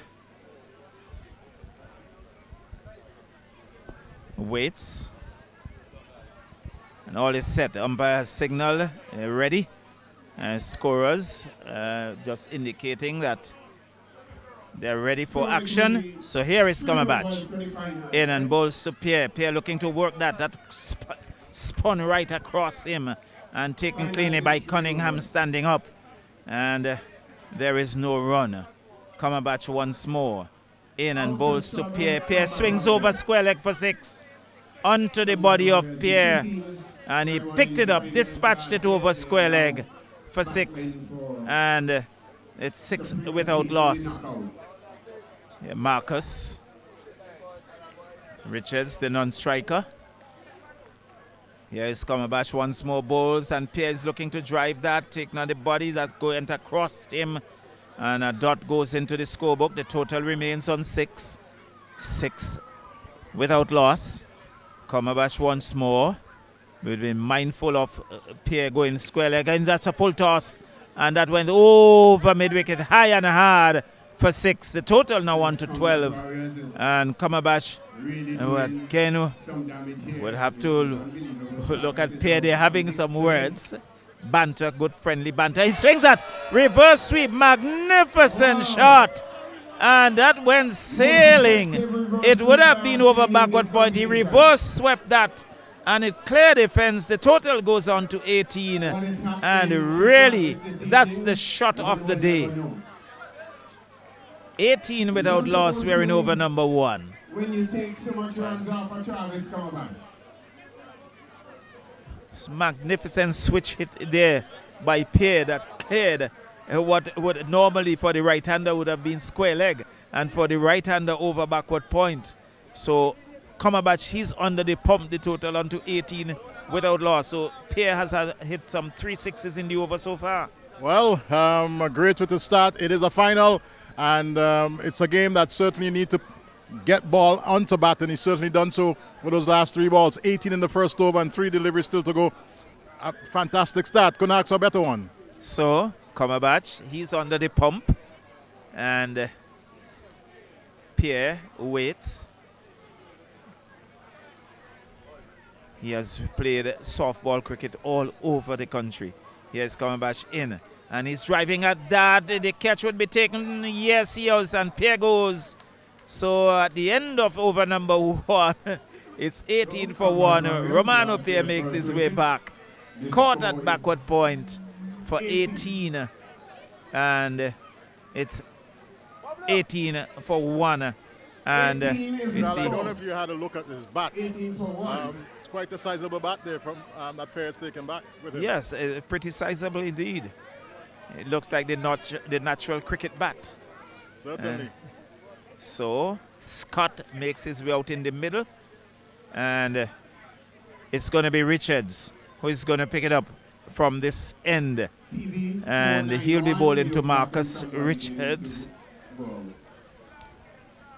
PU491, the driver PU491, you are kindly asked to let somebody out. So, some field adjustments. Let's see what they will do.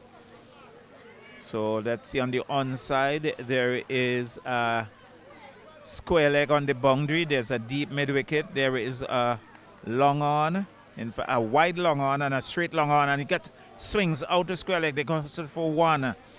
That's all they would be. The total goes on to 19. And a bye signal by umpire. So 19 for 1. Some 5 legal deliveries remaining. Scott comes in to strike. Richards having a word with his long off. Here he is, in and bowls. And he swings high and hard, clearing the square leg fence for 6. And that was high up on the bank and just rolled its way back down into the field of play. Another huge 6 here this afternoon. And this Out of Trouble team somewhat under the pump, Charlo. The total goes on to 25. And he's driving at that wide outside the off stump. A wide signal by the umpire. Total goes on to 26. 26 for 1. In and bowls, and he's driving. Long off comes off the boundary. Keeps it down to a single. The total on to 27. They would want to keep it tight and keep just singles, but to allow them to free their arms could be very costly. Marcus into strike, and he swings and misses once again. Once a single is not there, total remains on 26. Well, I was saying quite fortunate not to be called a wide. Well, the umpire is in the best position, as here is Richards once again. And Marcus looking to work that on the onside, taking on the pad. There is no run, and rehearses the shot, but another dot goes into the scorebook. 26 for 1. And Richards, he would want to finish very strong indeed. In and bowls. This time he whips that over square leg for 6. It was angled into his pads and he picked it up beautifully. The over comes to an end. And with that, this total on to 32. So 33 for victory. The outer trouble have some work on their hand. Well, certainly. And the batter quite naturally favoring that ball, certainly on his pads, or should I say on his legs in this situation, the softball game. And immediately, once it was there, flicked it and it went way over backward square for 6. Well, there seems to be some changes that have not been communicated to us, because the knockout earlier, there were 2 overs, and in this case we see over number 3 coming up, and I think we have to get from the organizers how many overs in the knockout competition in the final. So Bubble comes in and bowls, and he's driving that out to extra cover and gets a boundary. That's cut the total now on to 36. Well, I've been told it's 3 overs for the final. 3 overs for the final. So the total goes on to 36. That was 4 runs out to wide, long off. And Bubble comes in to bowl to Scott. In. And he's lifting that high and hard. That's somewhere in that mango tree. And that's 6. Well, a good catch by a youngster down there. A one-handed catch and getting some applause from the crowd here this evening. Certainly good practice for him. And the total now on to what, 42? 42 for the loss of, well, for no loss. So 32, it's 38. It's just a loss of track. 38 for the loss of 1, sorry. Yes, so Bubble, he's under the pump. He's been struck for 4 and 6. Let's see what he will do now. In and bowls. And top edge, they're clearing the keeper. And they go through for 1. The total now on to 39. We are in over number 3. Here at the Daphne playing field in the final. And Bubbles once again now bowls to Richards. Marcus who swings and misses. And no run. The total remains on 39. And Richards not middling. In and bowls. And he swings that out to square leg. Beats the man on the boundary. That's 4. Really a lap shot. And the total now on to 43. And a pretty decent total indeed. It's a decent total, a decent shot. And this batter is showing that anytime anything on his legs, he's going to deal with you. Delivery, and he backs away, was looking to punch himself. He's bold. He's bold. Was giving himself some room, and he lost his off stump.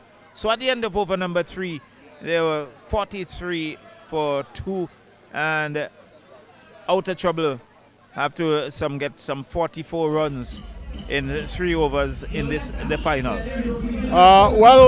Looking at, of course, what transpired early on, 44 from 3 deliveries, 44 from 18 deliveries, certainly definitely within the grasp of the outer trouble team.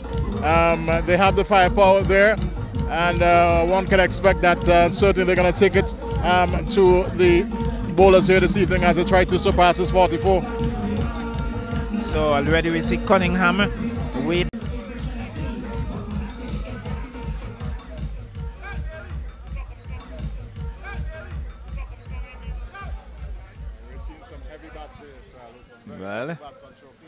Well, I think once it connects, it should be going somewhere.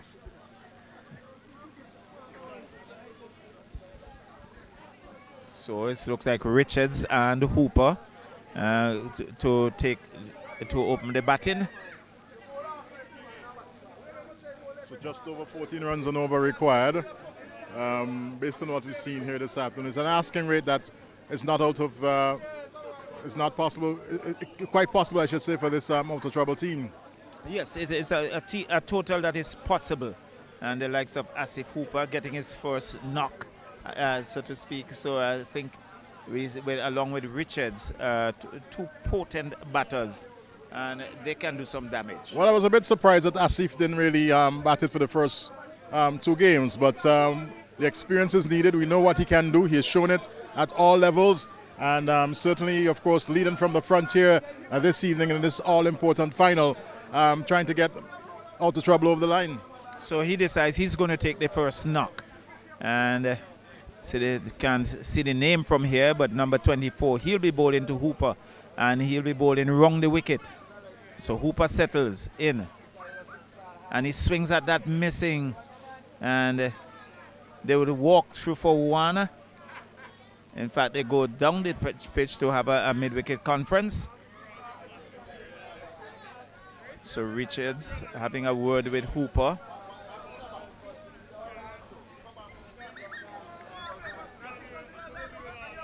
And he settles and waits. This time he swings over mid-wicket. Oh, brilliant!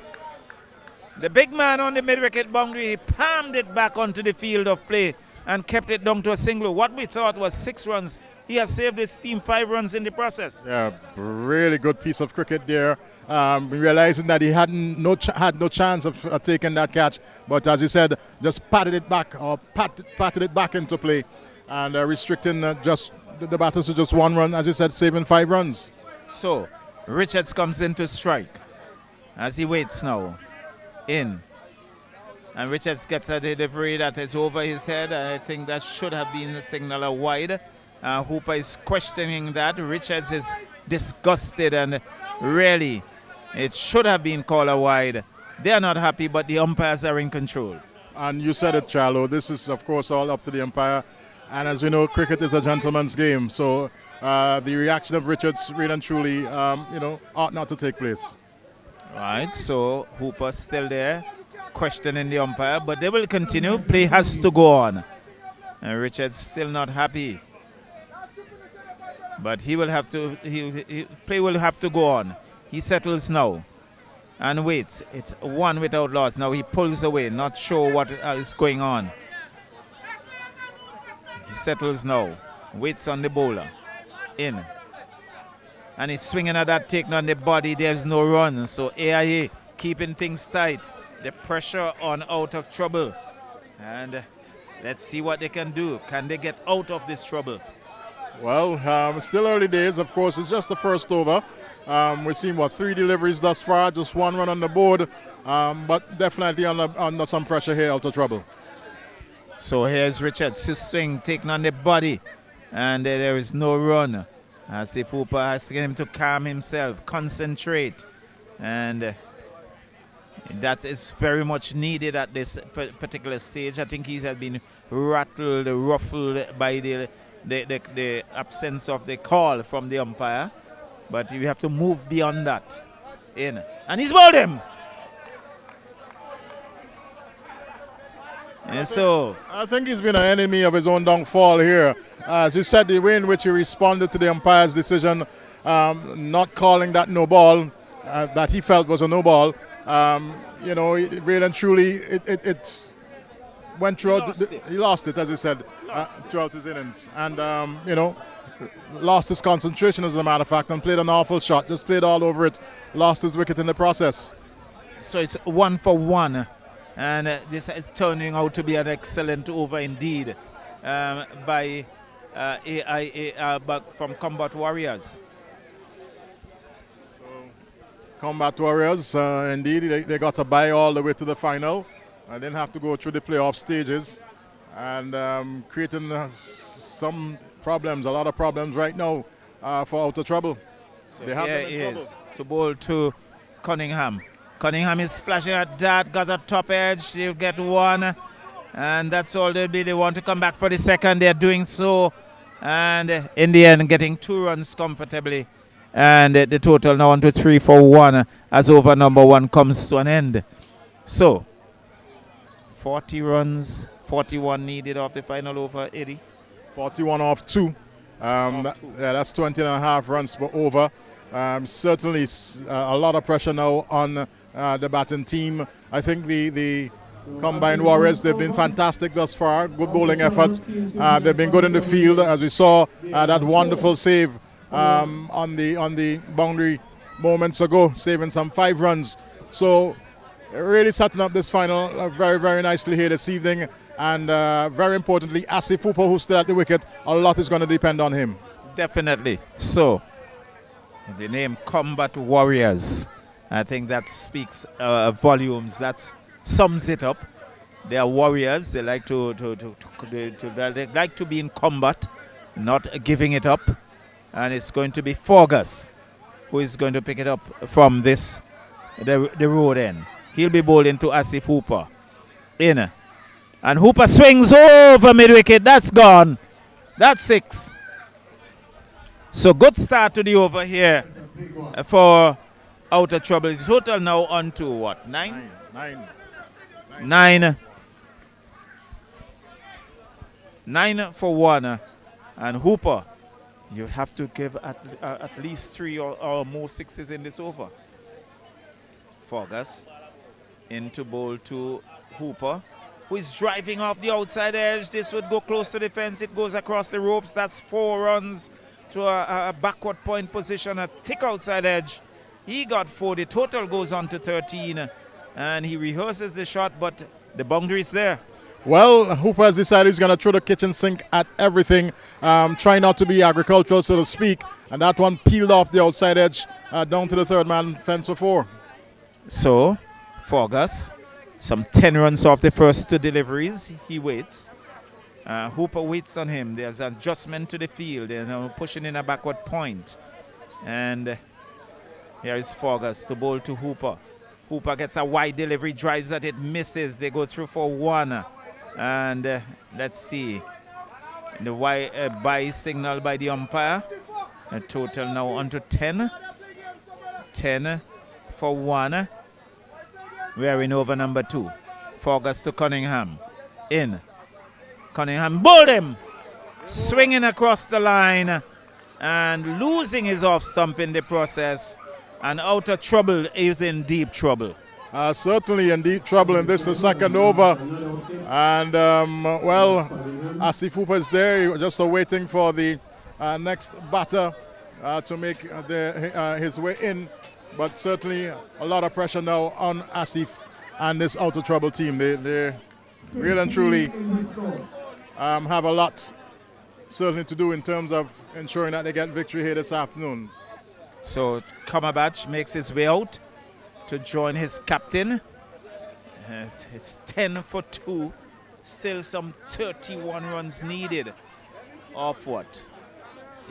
9 deliveries? 9 deliveries. 9 deliveries. So 𝘠𝑒𝑚𝑟𝑏𝑎𝑐 makes his way down. He's waiting on 𝘱𝑒𝘥. 𝘱𝑒𝘥 is there as the light fades here at the Daphne playing field in this, the knockout final. And he settles. Here is 𝘱𝑒𝘥. Into bowl to 𝘠𝑒𝑚𝑟𝑏𝑎𝑐, who is swinging at that, not cueing that well. Goes down to a short fine leg and there's no run. The total remains on 10. 10 for 2. 𝘱𝑒𝘥 in.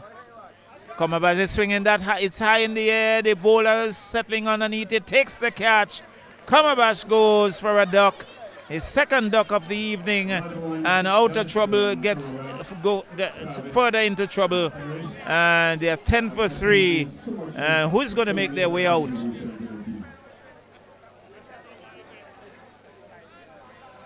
This is Steen. That's Steen Joseph making his way out.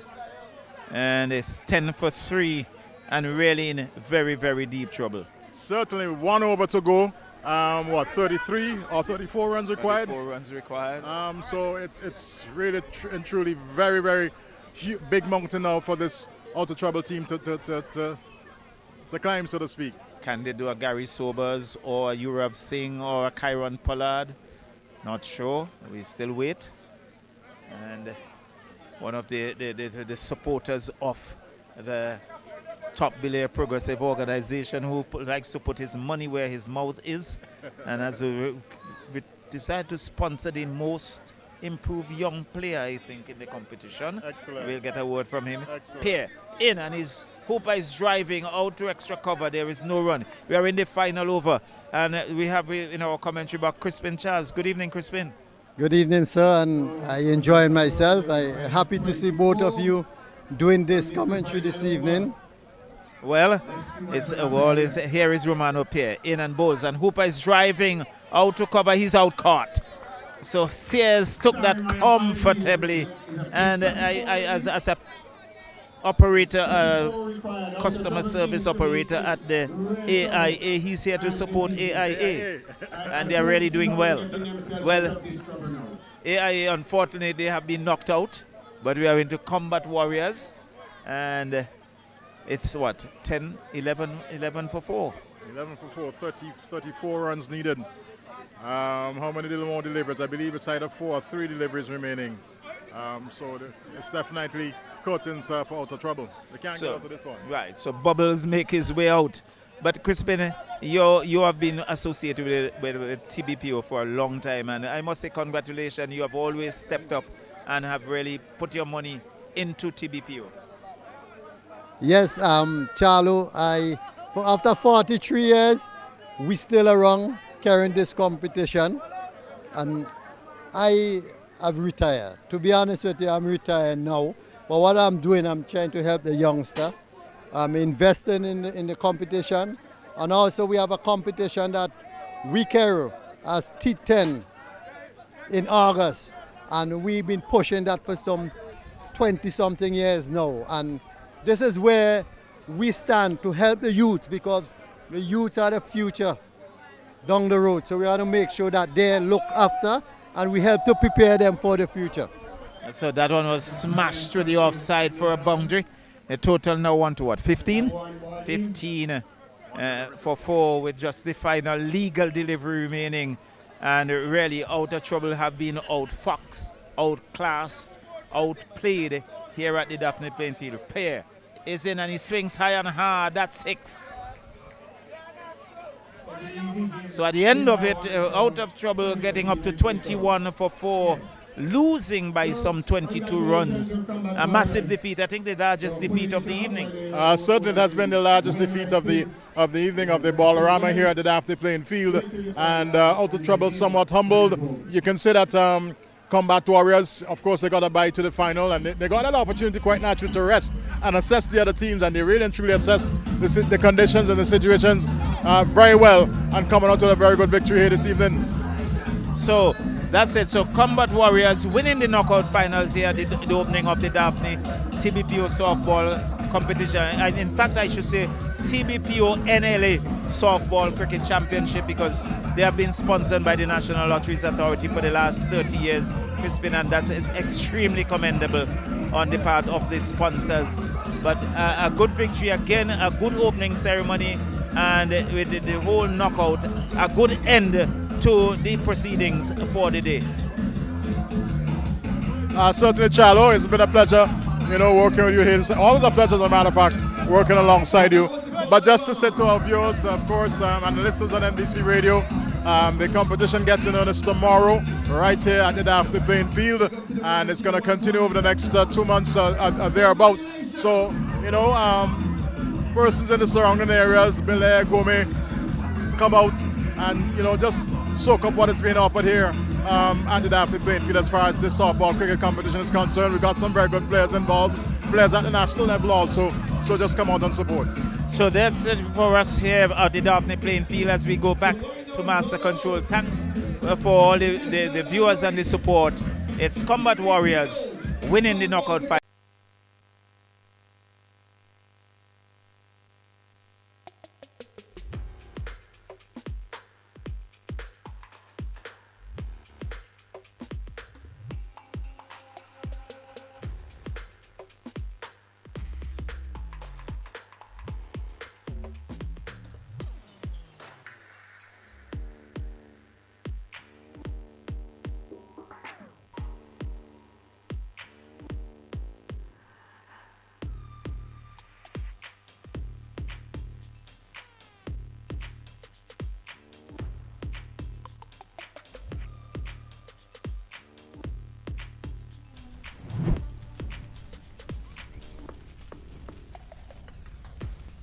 Small businesses are the heartbeat of St. Vincent and the Grenadines. And now, VC3 TV is giving you the chance to be seen and heard. Show off your products. Tell your story. And grow your brand with us. Don't miss this opportunity to shine on television and social media. Contact VC3 TV. And let's put your business in the spotlight. Be seen. Be heard. Be local. VC3 TV. Your vision. Your voice. Your channel.